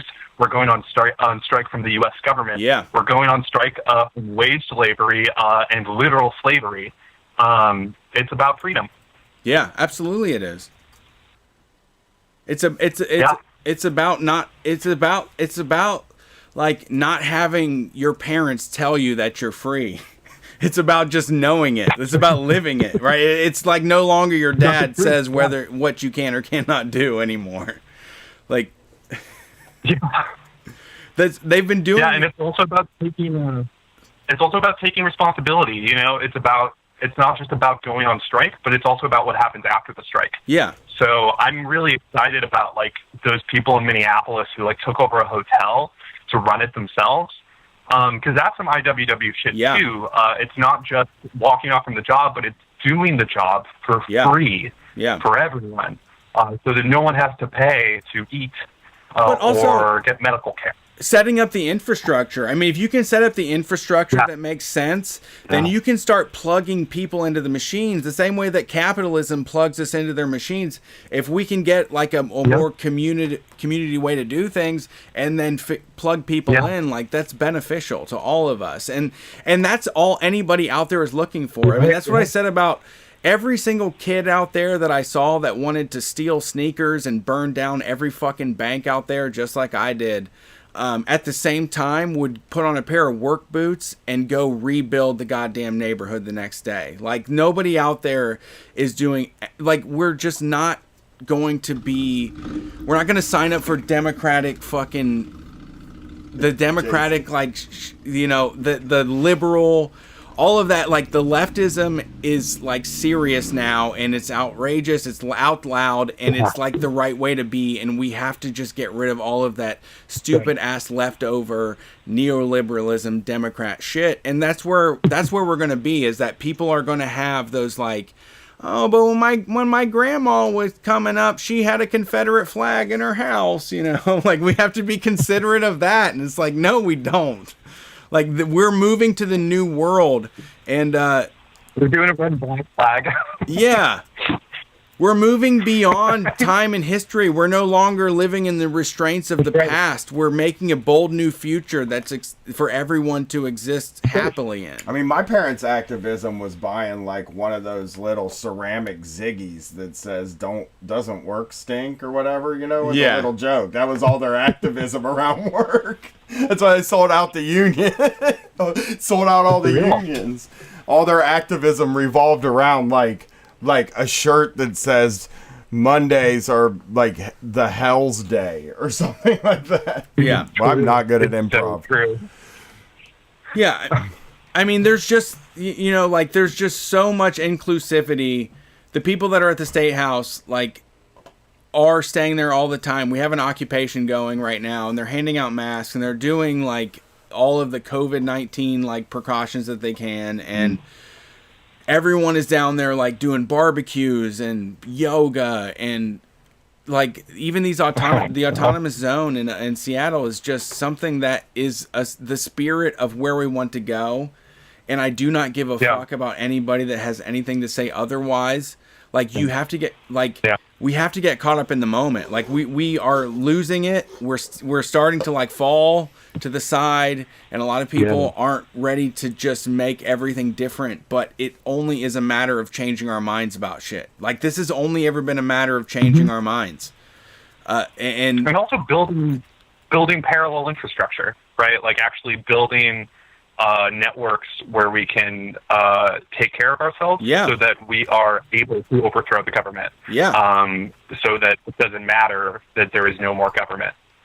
Yeah, that's the point. Yeah, there's nothing about my ideas that don't think that everyone's going to be taken care of. I don't think that, like, I'm not trying to recreate America. I feel like there is something that we can do beyond this that is so simple, and it requires a lot less effort and a lot less violence and money than what we're doing with America right now.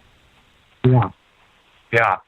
I mean, we gotta look out for each other. We're making sure that, like, fucking 100 fucking heiresses and heirs of $1 trillion get to have like 4 homes or something. Like, we're making sure that people get to have $1 million cars that they can wreck and then get out of a fucking lawsuit from. Like, what are we? We're protecting these people that are shouldn't be. Like, they shouldn't exist at all. Like, we haven't had the adult conversation, and I'm grown enough, and I have a fucking child, so I know I'm a goddamn grown man at this point to say, like, this is bullshit.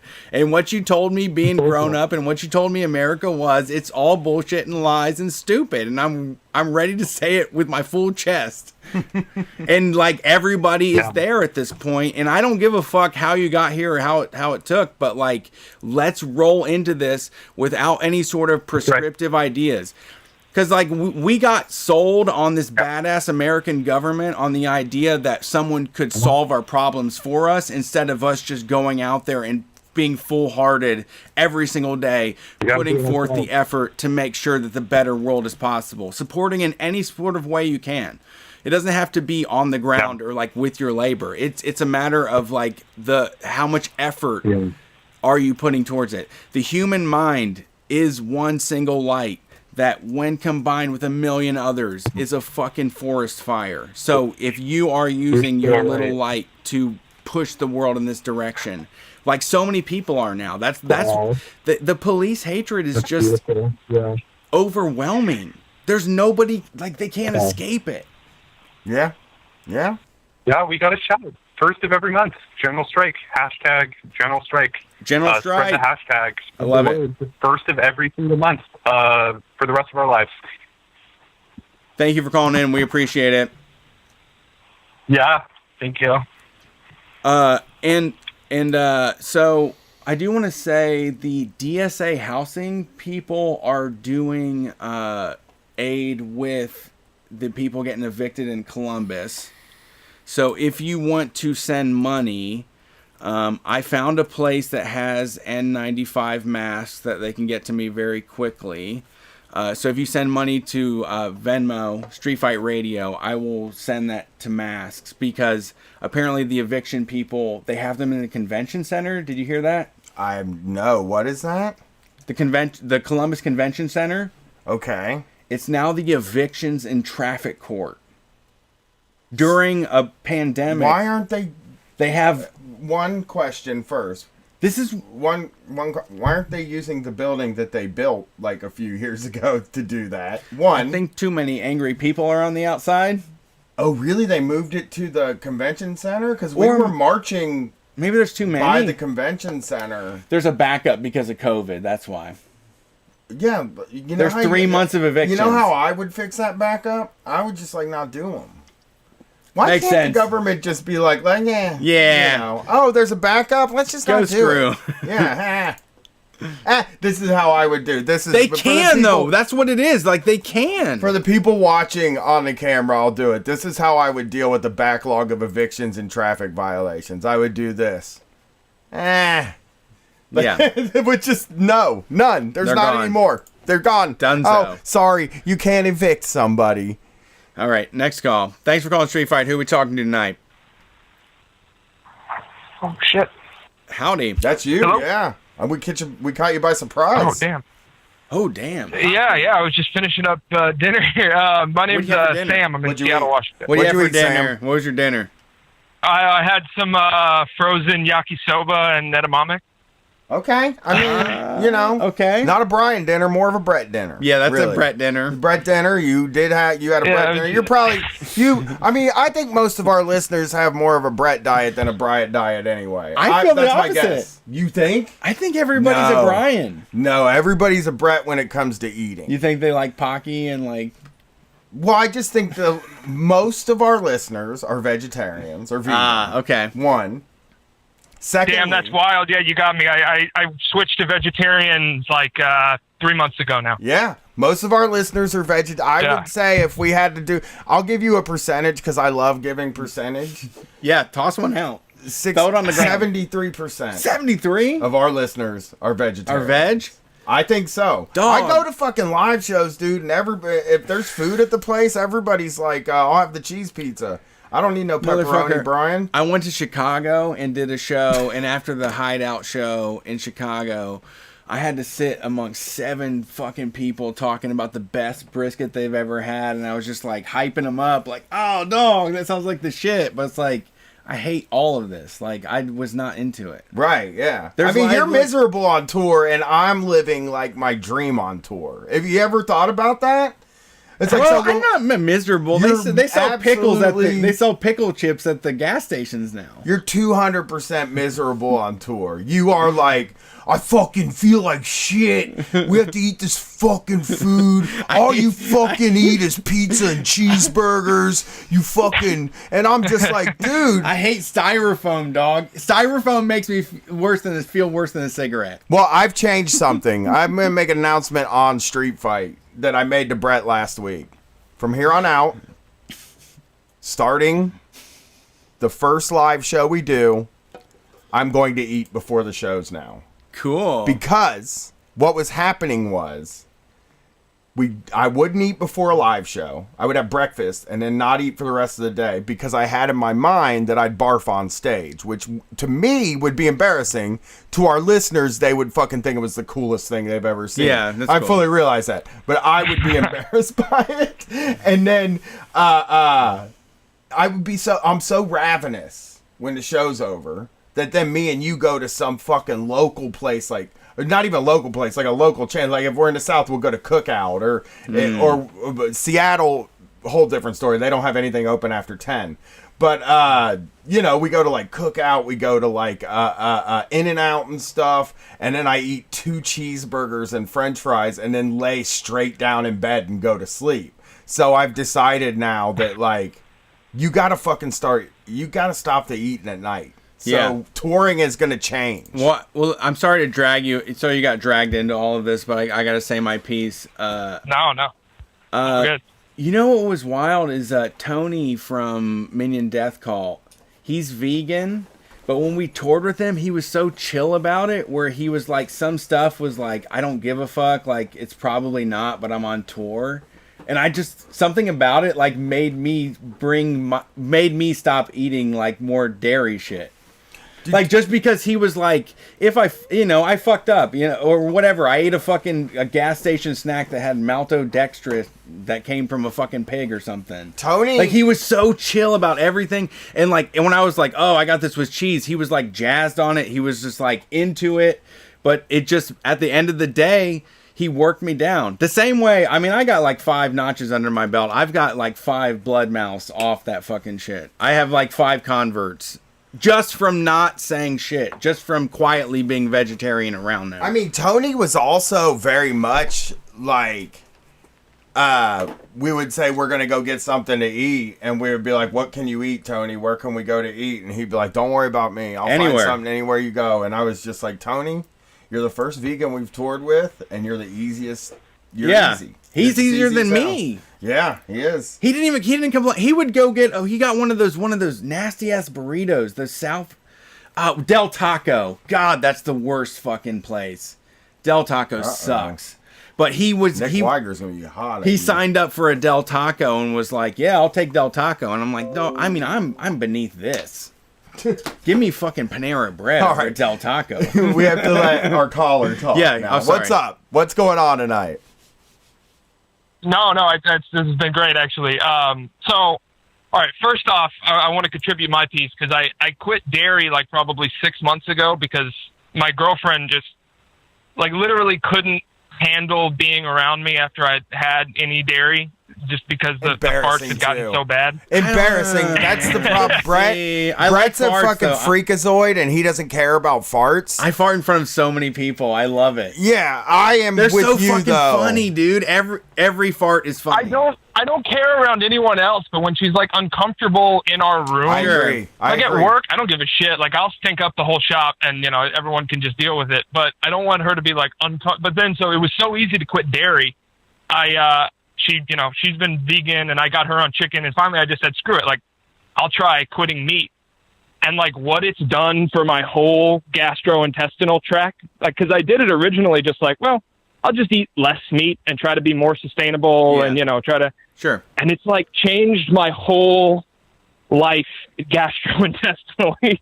Yeah. That's so, great. yeah, no, it's been one of the best decisions I've ever made. Absolutely. I agree. I'm with you there though with the whole thing where it's like I live with this person or I'm with this person. I don't want to fart and ruin their day, and I have the ability to do that. You know what I'm saying? And I'm embarrassed by farts. I can't help it. I can't become free. I'm not like I can't. It's the same thing with like the shorts that cover my knee. Like I want everybody to be the fully realized version of themselves, and I want every person to feel freedom. If you were a person that's a nudist, I want you to be able to be a nudist anywhere you want to go. If you want to walk around naked in the streets, I'm not into it, but I think you should be allowed to. But like, I will never be a free person. I have so many hang-ups about everything that so something like farting is going to always be something that I can never You're a monkey, dude. Free myself. You're a monkey-ass motherfucker. To do.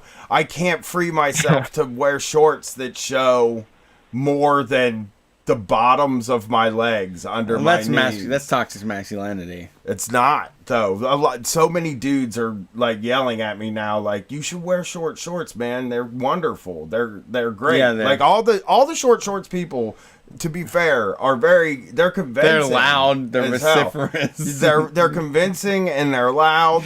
It's just that, like, I would if I put on short shorts, right? Yeah. That came to you can't adhere to that doctrine. They're just dogmatic what they're saying, and it's not your life, and I'm not my life. What I'm trying to say is that I'm not offended by their shorts or anything, and you know what? Even admire the tenacity and the strength to wear long shorts. Just thighs out. I admire people who can just rip a fart and then not feel like they have to leave the place they're at and never come back. Like, I admire anybody who's like a normal human. I admire people who would like cry in public, like where it's like I'm going to a funeral tomorrow and people are gonna cry, and in my mind I'm gonna be really sad, but I'll be like, if I cry, man, what's everybody gonna think of me? Dude, you know what I mean? no, crying is the best. I'm not saying don't deny yourself. Don't cry. Men don't do it. You're not doing it enough. I do it in private. You need to do it in front of everybody. You need to do it in front of the whole goddamn world. That'll never happen. That's the in front thing. of your I'm not wife free. and child. Cry your ass. Not free. Fucking like a ball, like a baby, dog. That's what I'm trying to tell you. I'm not free. I don't have freedom. Dude, I cried in front of Erica more than once. Like, just been like on my knees. Like, I am nothing. I'm a whimpering mess. I'm just fucking crying. Like, I've fucking cried useless. To my wife 10, 15 years ago or something like that, once or twice. But like, you know, it's really uncomfortable for me to bring up, but like, not really. Basically, I'm gonna say it. Yeah, basically for a year and a half there before I switched my meds. If you've been listening to the show for a while, you'll know I switched my meds in 2019, right? Summer 2019. Me and Brett took 3 weeks off, and I switched my medicine because I was burnt out and I was having like a lot of panic attacks. And I would come on the radio and I would say, hey, I'm not doing really well. I'm having a lot of panic attacks. But what I didn't say was that when I was out on my long walks, I spent most of them crying to myself. And like, I've even told my therapist that like when I'm out by myself, I'm profoundly sad, and like I do like actually cry, and I can't figure out like why I feel that way. It doesn't have anything to do with anything that's going on in my life, it seems. I learned why it happens, and it blew my mind. And the reason it happens is because when I was a kid, the only contact I had with adults was that I was in trouble, and that every day when I came home from school, I thought I was going to get yelled at. Yeah. Because, I don't know, maybe a grade card came in the mail. Maybe I didn't do my chores right. My stepmom would come home and just yell every day. You couldn't tie your shoes or whatever the fuck it was. I did get in trouble for that. I got in trouble for not being able to tie my shoes. I told the story to you before, and when my dad first got married to my stepmom, they went on a weekend honeymoon, and she said, you're wearing Velcro shoes? And I'm like, yeah. She was like, if you don't know how to tie your... Or no, my dad tied my shoes for me, and she said, if you don't know how to tie your shoes by the time we get back, you're in a lot of trouble. And I just had this anxiety through the whole weekend about trying to learn how to tie my shoes because I hadn't been able to figure it out, you know? Yeah. And so basically it's boiled down to I still in my mind am a child that is out walking around that is going to get in trouble when he comes home. Yeah. Or when he goes somewhere. Right. And it's weird, man. But Yeah, I don't cry in front of people, but I do. I feel like I'm a sad dude, you know? Yeah, but we got you. I know. I feel good. Okay, it's hard to know. But I mean, it is it's hard.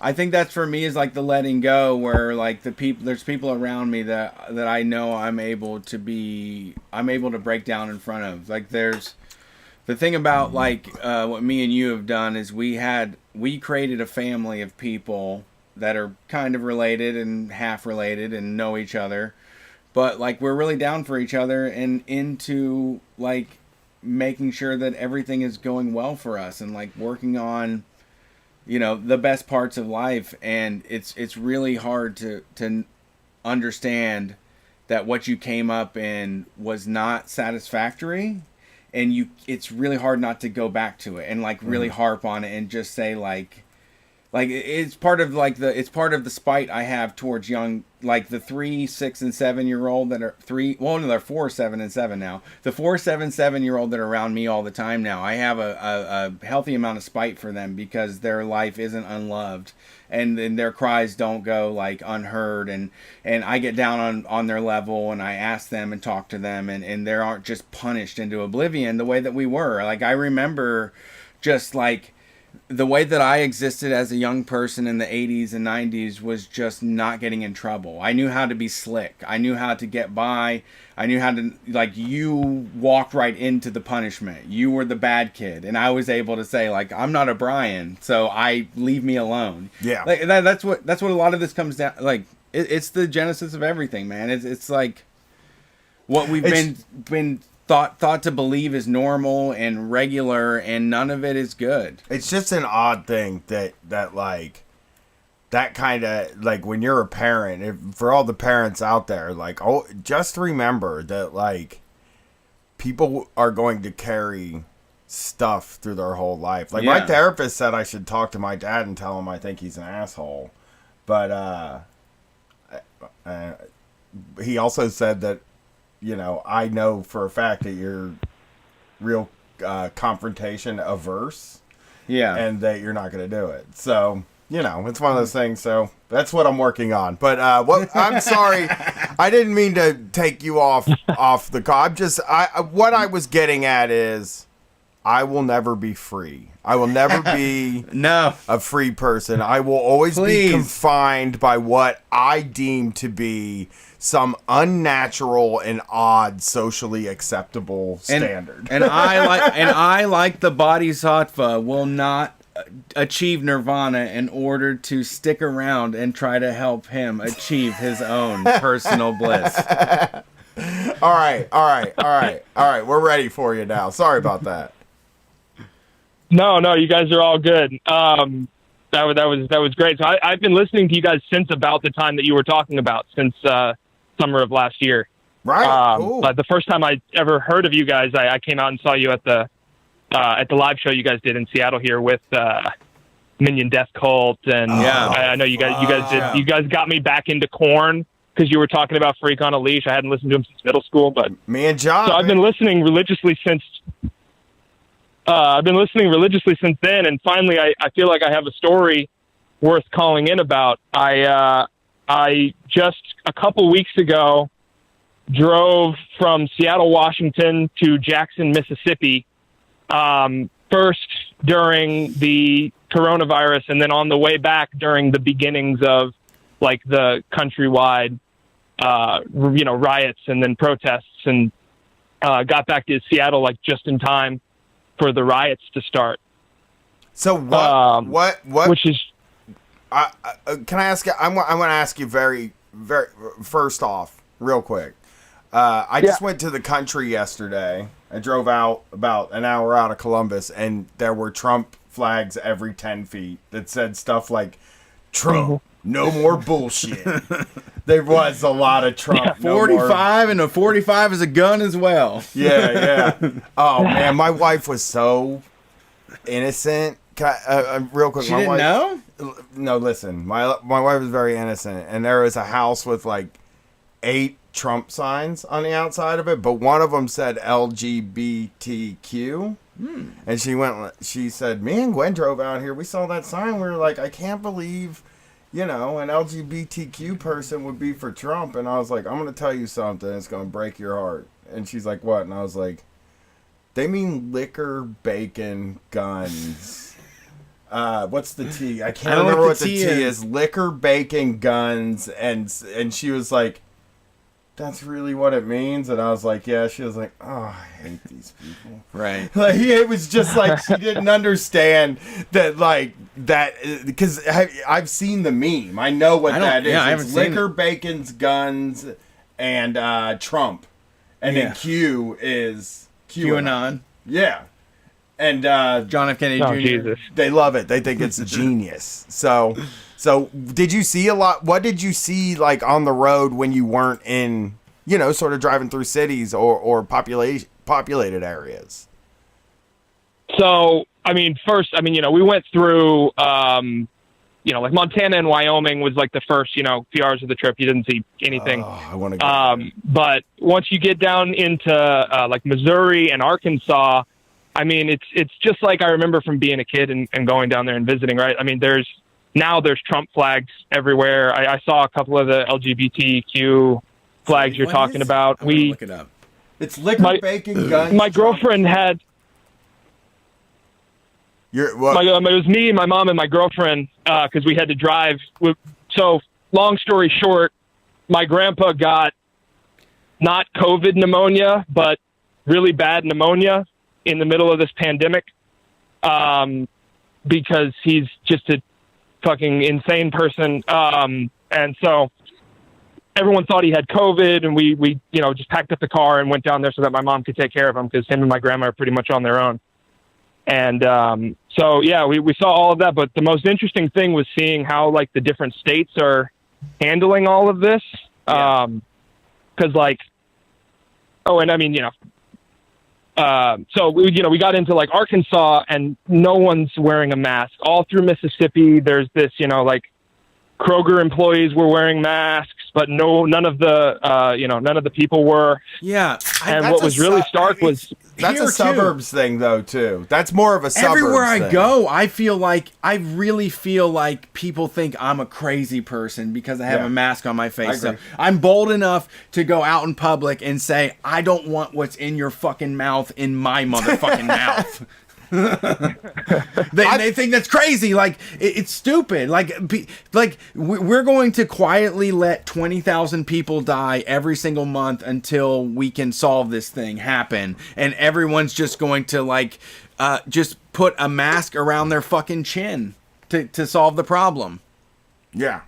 Well, I think what I wanted to what I think part of that might be the suburbs, because when I go to Kroger in my neighborhood and when I go to the Target in my neighborhood, which is very close to downtown, like everybody's wearing a mask and they're wearing it right. Really? It is. But when I did have to go out to Worthington past you, even like I was out like getting food and I had to go somewhere else. And I also had to go to Meijer in just past Grove City outside. Okay. You've been everywhere. And I went to Menards. Menards fucking rocks, dude. Let me tell you about Menards real quick. They won't let you in without a mask. Really? Are they taking Thames too? They want to see I mean, this sucks. This part sucks. Cover your shit There's up. a cop in the front of the place. He wears the necklace with the cop badge on it. So he might not even be a cop, really. Yeah. He could be a security Faking guy. it. But you have to pay $1 for a mask at Menards. If you come in without a mask, they're like, you can either go buy a mask for $1 or you can This leave. is like the bags at Aldi, motherfucker. Get hip to it. We've all been paying for this kind Katie of stuff. said that the people that walked in front of us were made to buy a mask, and they were fucking pissed. That's not the fair. The woman was like... People are getting paid enough to put up with that. The person that had to sell them that mask was not getting paid enough to deal with that. The woman that when she went to the counter after the cop and the store manager sent her to the counter, she went like this: I guess I'm buying a mask from you for $1. No, not that. So that might be a suburbs like sort of rural haughty. thing. That's getting more. haughty. She was pissed, dude. Oh yeah, I work at Costco. We require masks at Costco, and I see those people all fucking day, every fucking day. Like just these uppity motherfuckers who just refuse, like on principle, just refuse. They're mean. Yeah, no, they're fucking vicious. Here's what and you're they want to like they want to like speak to the person responsible for. Yeah.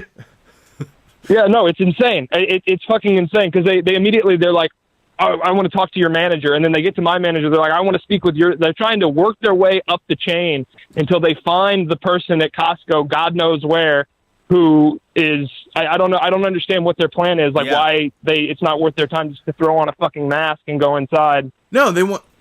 They want to just like they're just spiteful, petty, fucking awful people. They just want to be heard, they just want to be acknowledged. But they are just doing it in the worst possible fucking way. They're awful. Just get it together. It can be both things. Yeah. But as I hated seeing all the people that were like, oh, all my NPR listeners on the timeline are now all of a sudden okay going to all these protests. You know, people posting shit like that. And it's like, yeah, this is what I'm willing to risk it for. Yeah. I'm literally telling you, demand that the government doesn't open up Standard Hall or Pins or whatever fucking barcade that you're chomping at the bit to get to. I'm not going to I'm not going to go there at all, but I will go out here to throw a fucking tear gas bomb back at the police. Like, I'll get COVID for that. Fuck yeah. Is that drive like so NPR Wyoming is a great insult. Someone in the chat said. Wyoming and Montana were what is that like? I want to go there. Those are the only we can. Me and my wife are talking about going to the panhandle of Idaho for a vacation because I'm I'm a crazy person now that only wants to go to the weird woods parts and sit in a fucking thing in the woods that doesn't have internet and then take acid and stand there and scream as loud as I can in the middle of the woods. That's what I want to do. I'm ready to do that too. That's all I want to do. That's my vacation. Dude, then don't go to Idaho. Go to after the show tonight. Go to where?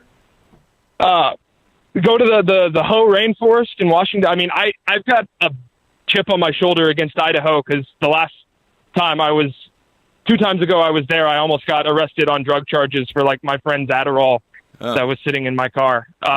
Every time I go through there, I get pulled over and hassled for something because they're like searching people with Washington license, or they were at least searching people with Washington license plates. Well, no, if you cross over from Washington though, they're gonna assume you got weed. Yeah, it's called looking guilty.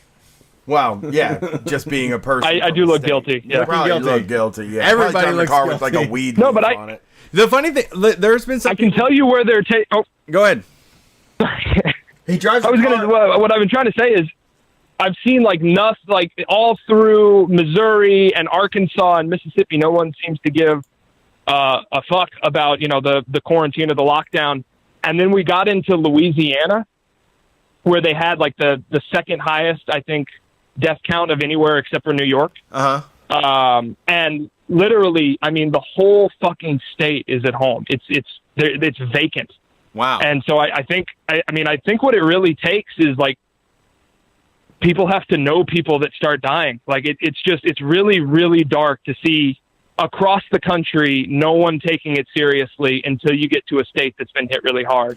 I mean, I would say, I don't know. My wife just had somebody that was like a childhood friend of hers pass away from COVID, and that there was a moment where I mean, I'm doing the best that I can, but I really do worry about everybody else rushing out there to do things right now in a major way. When we're talking about opening up like bowling alleys and shit and fucking movie theaters, like we don't need any of that. Like hanging around outside, like take the risk, but nobody needs to be getting together. No, we don't need to go to the movies. We don't need to be in places where like the capacity is designed to be close together. Honestly, I've done social distancing in every protest I've been to. Like I've just stayed away from people. It's that easy. Like it helps. It helps make things look bigger. I did not, but I mean, there was a couple times. Sure. I'm pretty much a dude that's like, I'm trying not to. I don't want to get it, obviously. No, but I'm also trying to. I'm not going to go out and do stuff like that picture of Kid Rock's Bar and Grill that came out last night where it was like totally packed. I'm not doing nothing like that. But I mean, if I got to go to the store, I maybe have cooled out a little bit on like being like, oh, I can get what I need. Yeah. I'm fine. But what's that drive like? Can I just ask like is it a good scenic drive? I've always wanted to. I want to go to Wyoming really bad. It's like on my list of places to go, but it's too far away. Oh man, I saw the most amazing thing I've ever seen in my life in Wyoming. It was like we drove through the night. It was like 7 o'clock in the morning. My girlfriend and my mom were both passed out in the car, and I kind of come over this hillside like into the sunset.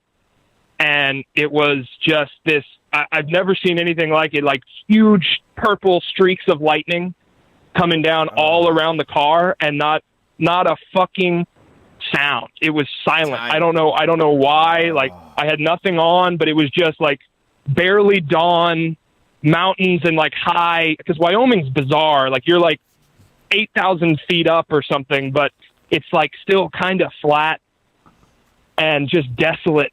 And that was like a spiritual moment. It was insane. I love desolate. So I recommend Wyoming at least to drive through. I love desolate a lot. When we drove through New Mexico and Arizona, it was like, man, there is nothing here. They really haven't filled this in yet. Yeah. They haven't been able to fill this in like they have the rest of the country. So as far as the uprisings, was there anything interesting on the trip in regards to that stuff?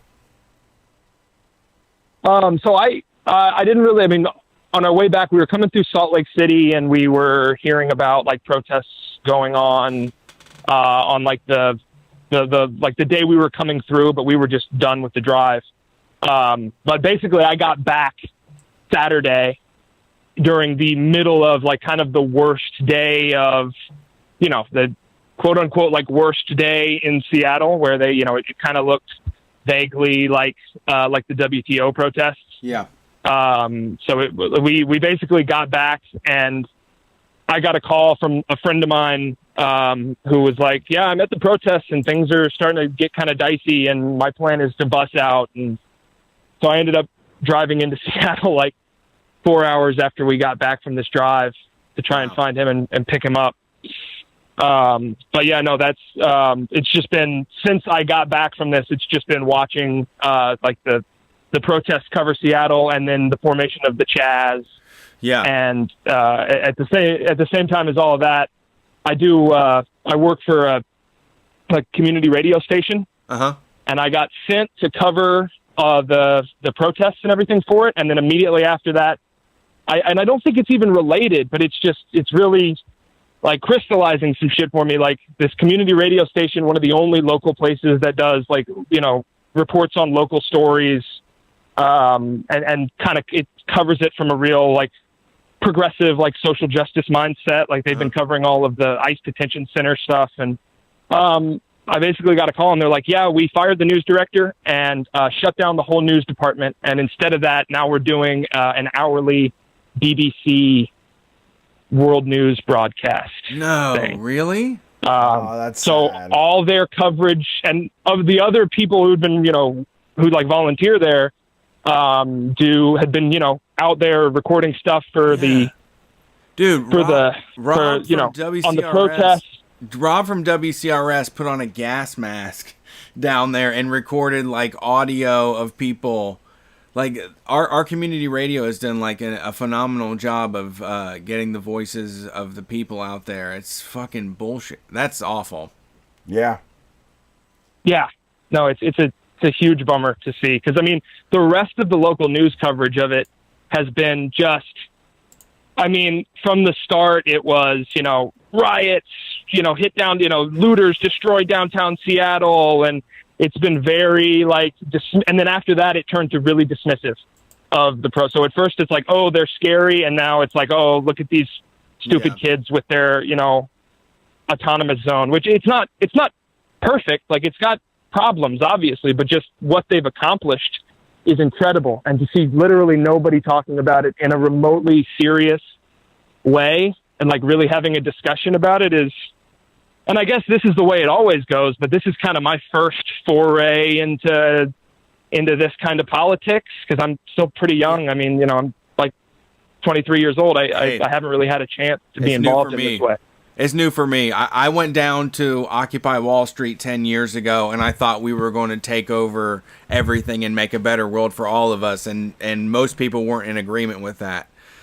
So this type of autonomous zone is very new to me as well. What I think that like the distinction has to be made is like between an autonomous zone and a temporary autonomous zone, because if you're going to take over something for a period of time, you can make demands about what has to happen for you to give it up. if you took it, we took it from them. Right. This is the autonomous zone. They want it back. They want to show their authority, but like we also have demands to make of them. A fully autonomous zone requires like a fucking military and a lot of fucking like bloodshed and a lot of fucking commitments that people aren't ready to make yet. And I think they can be made without that kind of a thing. But this is the type of thing that is absolutely necessary because this is pushing the boundaries. And like when here in Columbus, Ohio, I wanted people to get umbrellas. I wanted people to get goggles. I wanted people to get lasers, and I wanted people to adopt these like tactics to defeat the police. And Seattle, being a very radical city and having the history that it does, they were able to implement all those things because they have all the people that have been doing work for decades. Like they have people that had medics, they had fucking bike cavalries, everyone was ready to do this. They had gardeners, they had everybody in the fold to come and roll this thing up and make it happen and run with it.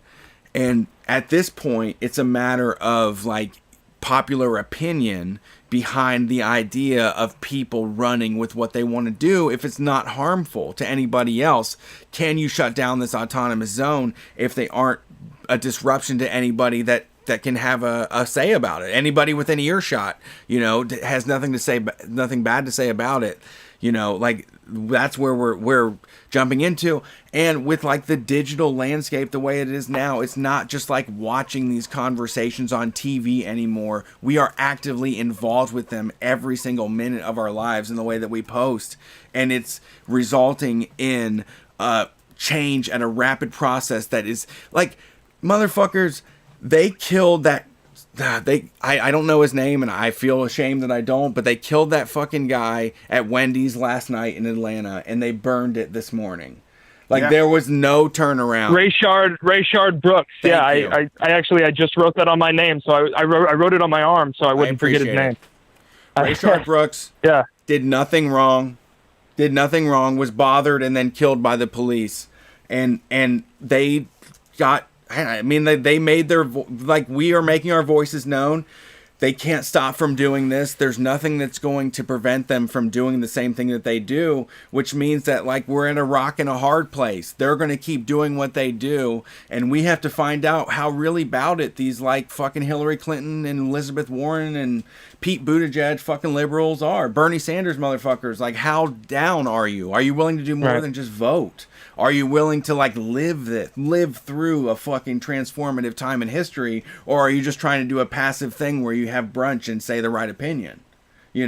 Like, are you in the shit or not? I feel comfortable. Like, I'm so calm at this moment because I know the people down there. I've been down there. I'm with them, and I am so calm with that. And everybody that feels terror from it should, because you've been living wrong, and until you get right, like, it's going to keep you up at night. That's just the way it goes. Yeah. It's really it's a reckoning. Yeah. It's a reckoning of poverty and like oppression in America that I don't know how deep people are willing to go. And like, we're a few weeks into this, and there's been protests that have been continuing in Columbus, and there has been a fervor that's continued, but we need to rally the troops again to make this shit a fucking priority to change today. We're not going to sit around and wait until November to go to a fucking a goddamn booth to get COVID from. Like, we're voting today. Right. Yeah. Sorry. Well, thanks for calling in, buddy. No. Sorry for screaming at your face. Yeah, thank you guys. We have 25 No, you guys are fucking rock. left to get these calls in, or my wife's gonna be here. So thanks for calling. All right, it's what do we call it? 5 minute round. I mean, you got what do we call it? Fast speed round, speed mode, whatever you gotta call it. We gotta get. I Through forgot all of it already. Or Brett's gonna be taking them alone. Which, yeah, I can do that, but mean, you don't want that. Thanks for calling Street Fight. Why would I care? Well, they don't. Hey. They don't want to just hear from me. Hey, what's up? Who's this? This is Dave from Orlando. What's up, Dave? How's it going tonight? It's going all right. I'll try and keep it quick, I guess. You guys can let me know if I'm too off topic here. I wanted to talk about fitness and body image stuff and try to tie that into like drugs and left politics and stuff like that. Fuck yeah, I'm down for this. That's a Brett Payne thing. Yeah, Brett, I wanted to do if you're some near errata. the end of the call line, you might just be talking to Brett because this is Brett's subject. I wanted to remedy some stuff that we did a couple weeks ago, but please go off. Oh shit. Well, to give a little bit of background, I lost my apartment recently. My lease ended in May, and my hours are cut so short because of COVID that I just couldn't afford rent. So I moved back in with my parents recently. And one of the big changes there is they are really kind of puritanical about substances, like no alcohol on weekdays, sort of puritanical. Wow. How can they enforce that? Oh, I mean, I just kind of try and go by their rules while I'm here. I'm not trying to make any trouble or anything. Sure. They're great otherwise. They're just a little uptight about that. Yeah. So, but the other change after being kind of stuck inside for so long is now I have access to my dad's like bench set and dumbbells and stuff like that. So I can't get high anymore and have just been working out like crazy lately. Yeah. And I kind of had a realization, I think, about kind of drugs versus working out stuff, where I think, odd as it sounds, that drugs might have made me better at working out. Yeah, they're performance enhancing. Well, not only that, but I think there's something about the mindset where, and you can tell me if you get the same feeling whenever I'm, getting high or drinking or whatever, there's always kind of this voice at the back of my head, I think, that says, well, you could handle a little bit more. You could go a little bit further with this. Yeah. Which, it's maybe gotten me into a little bit of trouble before, but I'm realizing that I think that's the same thing that's going through my head with exercise. Yeah. Right. If I'll do one set and then I'll have that same voice at the back of my head saying, you could do a little bit more. You could push this a little bit harder. Yeah. Yeah, I have had to talk to my family and friends of ours that like the quarantine family that we're with, because I only go on a run when it's like high noon. I only go when it's the hottest time during the day, because I literally want to be punished to death. And then that little voice like in the back of my head is like, don't give up. Are you fucking weak or something? Like, just keep going. There's exactly. Just I think it's the same way. Like, yeah, I think it's a curiosity about your own limits. It is. That, the same with the drugs. Where I'm like, drug people have in common. It is. Dog, it's the same. I mean, it is a duality for me, because I'm like, dog, I'm so fucked up right now, but like, not enough to like have this little piece of sobriety in the back of my mind. You know, I'm like not too far gone. Like it's you keep pushing the limits. There's actually this really great story. Ayrton Senna, one of the greatest Formula One drivers that ever did it.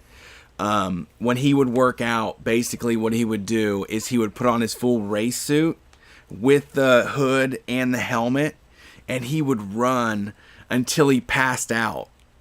But there would be like holy shit. There would be a crew that would be behind him with like a fucking stretcher and IVs. So he would be like riding, and he would go out for a run until he blacked out and then just be IV'd on the way back home. And I just, when I heard that, it was like what I want my workouts to be. I think like that's my goals, I guess, is really, I would like to just like fight that to sounds the death. scary, but there's a thing in the back of my head that says, wow, I wish I could sit there and just bench until my arms just fall off. Yeah. Right? You got to go. Yeah. It's, yeah. I mean, the thing about it is it's like, like when I said like LSD makes me feel confident and like just normal in a way that where like I can just say what I want. I don't have to like second guess anything like that.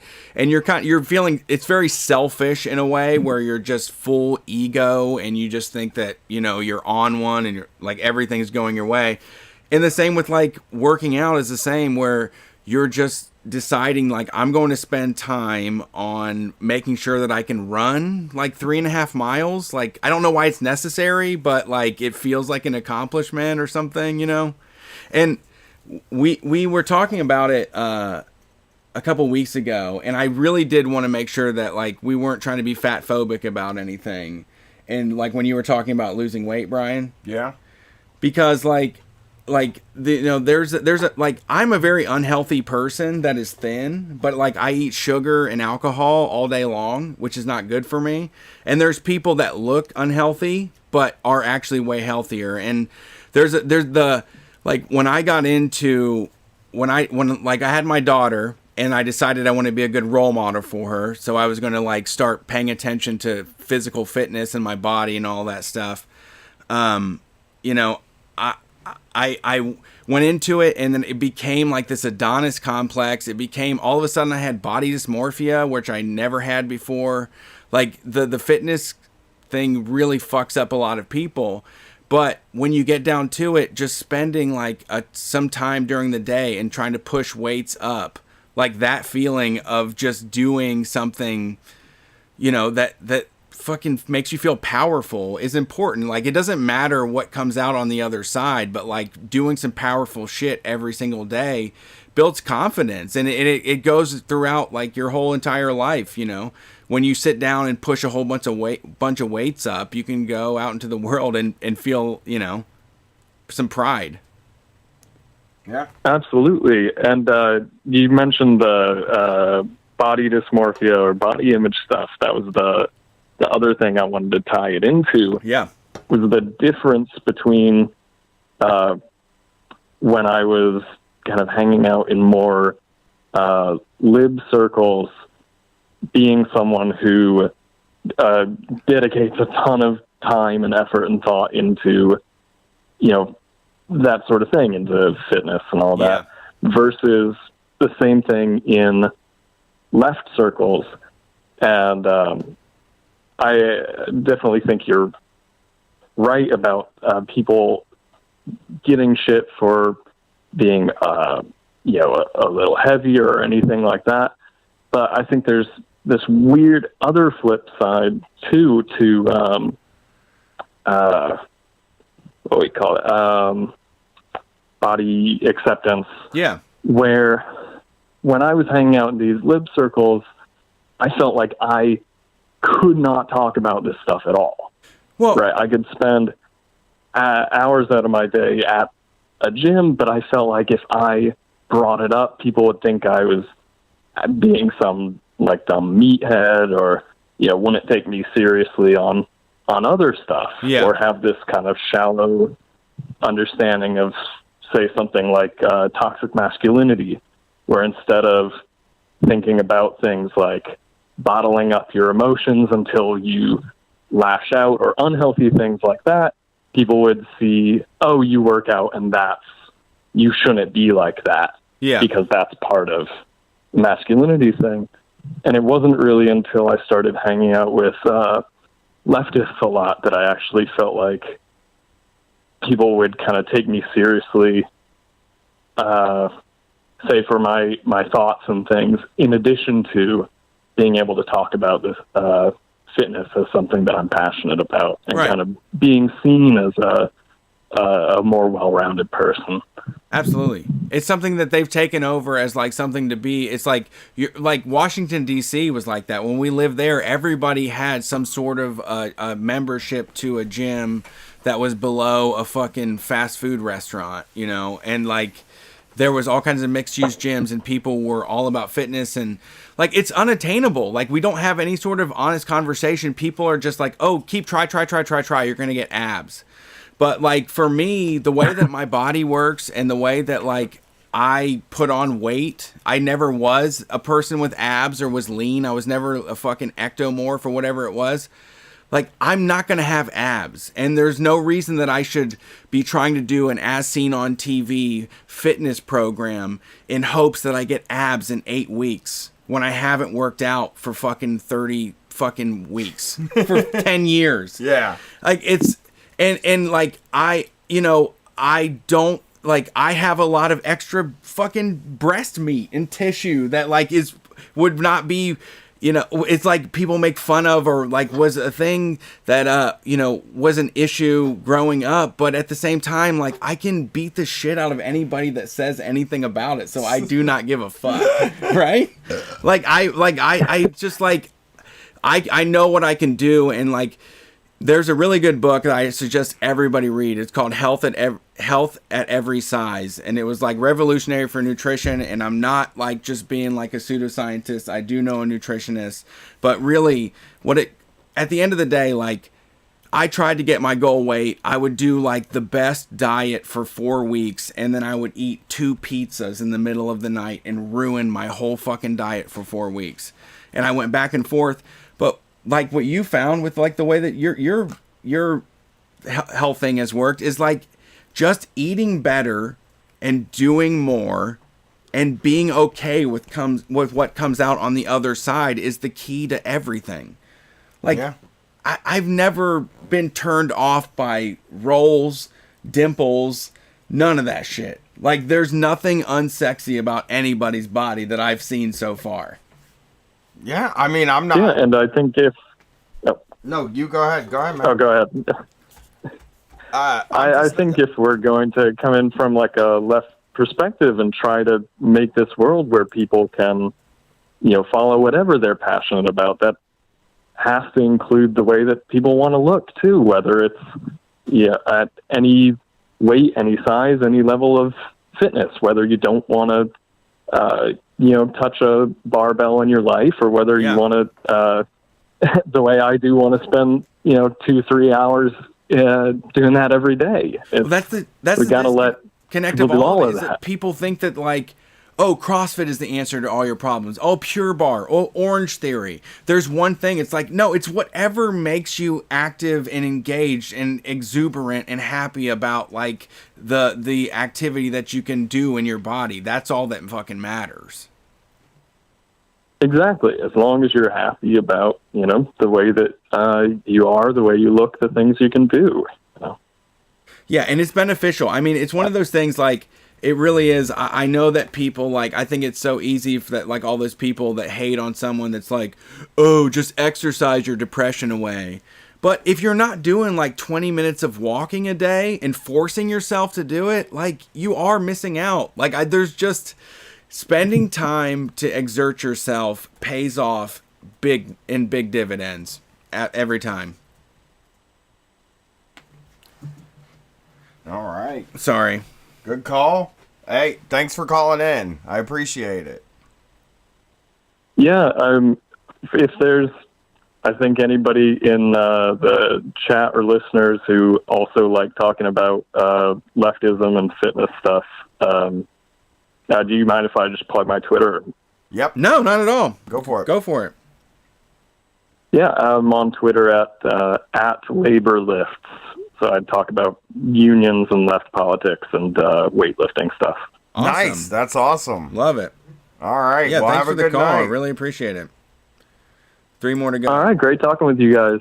Have a peace All in right, Middle we got East. 10 minutes. This is going to be a speed exactly round. 10 minutes. What's up? Thanks for My calling wife Street will Fight. kill me if I make her wait. She would not. She'd be annoyed. Hey, am I on the air? Yeah, you're on the air. What's up? Hey, I just wanted to call and bitch about my job for a minute. Okay, go for it. We haven't heard that in a while. Yeah, I'm a pizza guy, and since COVID started, which was like March-ish, we've done like Super Bowl numbers every night without actually giving us more workers to help with those numbers. So it's been rough. So they opened back up. Were they closed? Oh no, we never closed. Okay. Like they just ran it like it was normal the past 3 months. And you're extra busy now, like because of COVID? Yeah, we've been like I said, like incredibly busy.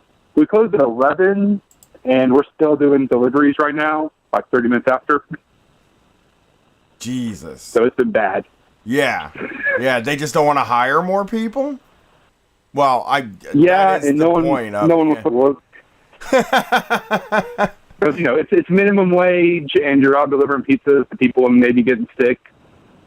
Yeah, that is a good point. Like, I would get on the owner and the manager, be like, "You motherfucker, you need to be delivering some pizzas too." Yeah, get out here. Get your ass out here. Yeah, no, I have been every time I've seen them just complaining, saying we need more. We need hazard pay raises, more people. I think they might have finally started giving us some more people, so that might help. How are tips? But yeah. I'm not a driver right now, but they have been doing pretty good on tips. I've been keeping mine up. I've been going off on tips. I've just got comfortable to that 25% lifestyle. I hit the 30% button every time now. Yeah, and I feel like 30%'s good, but I mean, dog shit. I mean, I'll give you 25% on dog shit. Is what I'm saying. Yeah. Like if I don't like your ass, yeah, I'll give you 25%. Toss you a $5 bill in the tip Even jar. if I hate you, I'll give you 25%. At this point, I'll toss a $5 in the tip jar at Dunkin' Donuts when I gotta go in there. Yeah. Just because it's for like a $1 donut. No, for a fucking cold brew. But it's like you shouldn't even have to be here. Yeah, you shouldn't be risking your life over this. Yeah, you shouldn't be risking your life to get Don't me catch a no fucking blood giant clots over cold this brew. shit. Yeah. So, well, yeah, tell the owner they have to work. A little. Yeah. Hey, thanks for calling. Peace. Hey, thanks for taking my call. All right, we might make it, man. We might. Katie's make it. We got 7 minutes. She's gonna get you. Katie's gonna get you. She's not gonna be mad. She's coming through. She's got to work tomorrow. She's gonna cut my balls off. Yep, she's coming through with the choppers. But you know what the move would have been was you should have. When I said that, you should have went. Oh yeah. You gotta go. To me, my friends used to do that. No, now see, I'm being a piece you're of being shit. Yeah. Say, I'm don't being introduce a human that piece of shit and saying that my friends used to do that, like as if I didn't do it. I also did. Yes, you know what I mean. Yeah, we'll keep it in the when past. You say I do that sometimes though. My friends did that. My friends used to do this whole thing. Like I didn't you do were there. it. It was like I was just an observer. I was just a casual observer to all the problematic stuff that they did. Hey caller, what's going on? Oh no, we got a Skelly Welly. Is it me? Yeah, Chris? This is you. What's up? Oh shit! Nice. Hey, what's up? I don't know. I want to make it quick. I just got kind of like a PSA for everybody that's still, going out to protests. I don't know. Me and my friend, we've been kind of meeting a lot of people and pounding around with a group, and sadly, one of the people in that group ended up being like a sexual predator. And just kind of, I don't know, it just, it was like, all you are going to be meeting a lot of good people, but just remember that some people are, they're not the real deal, and they're just hiding in groups of good people to prey on good people. Yeah. And I just want to say, everybody be safe and keep going to these protests. Hey, thanks for That's great. That's a good I know, point. you're right. Yeah, I that's know. a good call. Good point. No, there's no everybody isn't in it with us. Like they have to prove it. Like they have to be good. They have to act in good faith. You can't be that and be a part of this. Yeah, that's a good PSA. Actually, yeah, I appreciate it. Thank you for calling. Vet people. Like good. I can take scrutiny. You don't even have to vet people. Yeah. I mean, it's just like if you hear something, you got to take it seriously. Don't just try to ignore it because it would be inconvenient. I mean, there was actually a moment in Columbus protesting where somebody thought that they had the blessings of somebody in the community to do their protest and they didn't. And then this person went out in front of everybody and said, I read the room wrong and I did a protest that was not in the faith of, what I said it was happening. And it was good. It was easier to get through than any of the lying, conniving, underhanded bullshit. So you have to root those people out. Yeah. Thanks for calling. That is a good call. That's a good thing to think about. Guys, it's a guy thing. Like, we can't put these guys can be expelled. We have to fucking get rid of them. Yeah. Yeah, for sure. Yeah. Okay. Well, Oh, one more thing though. I got a shout out. I just want to shout out to some Domino's drivers who've been delivering pizzas to the Portland protest, Portland, Oregon, and you guys are heroes. Yes, hell absolutely. Yeah, We'll send them Domino's shirts. drivers, pizza. Hey, they're our troops on Street Fight. Absolutely. Pizza delivery. Last one, and we're done. Yeah. Last call. Got to 4 end. minutes. This morning I took the call, the one to end it all. She's gonna text me like 1 minute early. I'm Hello. All the money. Hey, what's up? Who's this? It's Nick from Michigan. What's up, Nick? How are you tonight? We're doing good. We're smoking cigs inside. We're drinking beers. We're living good. Smoking But- cigs Living large and in charge. I was in Harrisburg, Pennsylvania a while ago, and I smoked some cigs inside. That It is was hey shit. That is, I admire that. That is the move right there. It's so great, It's dude. the most So amazing. anyway. Living lovely. Yeah. That's like All right, so when rich people talk I'm seeing about all getting these- like a Kobe steak or something like that. And for me, it's just smoke blasting For real. cigs inside. All right, go ahead. Blast cigs right by the window. Hell yeah. But anyway, so we need some explicitly anti-police bumper stickers. Like, where are the Kelvins pissing on the Blue Lives Matter Yeah, sticker? that's you know what I that's mean? true. But me and Brett have committed to no merch until the COVID-19 and no Black Lives Matter merch because it's crass. And we're just not Right. Actually, I have another idea, but That's true. Okay, well, Brett has decided that he is not committed to that. I'm not committed to that. I'm committed to. I mean, it better be good. I guess is my thing. I want Wavy I to think- do some stuff to raise money. Like, we'll just raise money for something. Like, I'm Exactly, cool in- I feel right. comfortable. I can make sure that all the masks and T-shirts get packed. I think that we could get a lot of money directed towards the right places. Okay, well, you know, I think Right, we're like- in a position to do I it. think it's And crap. Wavy is fucking dope, Yeah, though. he is dope. It's cool. All right, we need to get working on the Blue Lives Splatter bumper sticker. No, that. blue That might light be a little too shatter, intense. dog. It's blue light shatter. All those people that are putting blue lights Okay, up, yeah. like, they should be living in fear right What now. if? And I'm just For throwing real. this out. I'm just throwing this out there. I don't care if you're black, white, purple, or green, but I do care if you're fucking blue. Got him. That could get picked up by Yeah. normies. That's like Yes. a young Sheldon watcher type Yep. of thing. You know what I'm Yep. saying? Hell yeah. I just came Kristen up Bell with that. just came out with a purple ass book. Yeah. You heard about that, right? Yeah. That's tight though. That's how people that say is they're a- not racist. That was the racism that was handed down to me. Was like, I don't care if you're black, brown, white, purple, or green. It's Yeah. like, yeah, well, the other ones are real, and you care about those. But fuck you if you're blue. Right. Fuck This you if is you're like blue. a good move. That's like Exactly. That's what we need. That's I as don't care if normy you're as black. possible. We'll see if we've never made a bumper sticker, and I think there's a part of me that I feel like it's very not Street Fight to have never had a bumper sticker. Really? I guess, in a way. For real. Yeah. Our people Like, are bumper sticker people, man. We advocate Yeah, you say for what bumper you real. say what you people. think on the outside of your car. We advocate for bumper stickers. You go to the fast food place, you keep your atmosphere controlled, and you tell everyone on the outside that you hate them. yeah. Exactly. All right. Well, But hey, thanks. all right, for I don't have calling. much more to say. Thanks for taking Yeah, my we call. appreciate it. Thanks for Been rocking calling with in. you boys since You're a rock star. the Sons of Anarchy episode. Yeah. Nice. All right. Nice. Thanks for calling. Hell yeah. Peace. All right. All right, that's Street the Fight show. Radio. It's a podcast. It's an American podcast that started back Brian's in sliding down the dinosaur's tail right now. in 2011.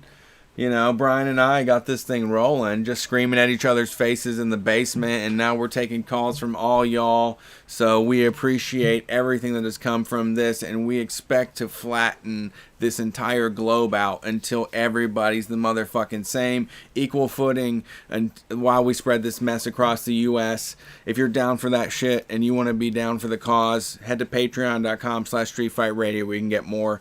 Otherwise, just tell somebody about it, share it, like it, give it all the fucking 5 stars, any of that shit you can do.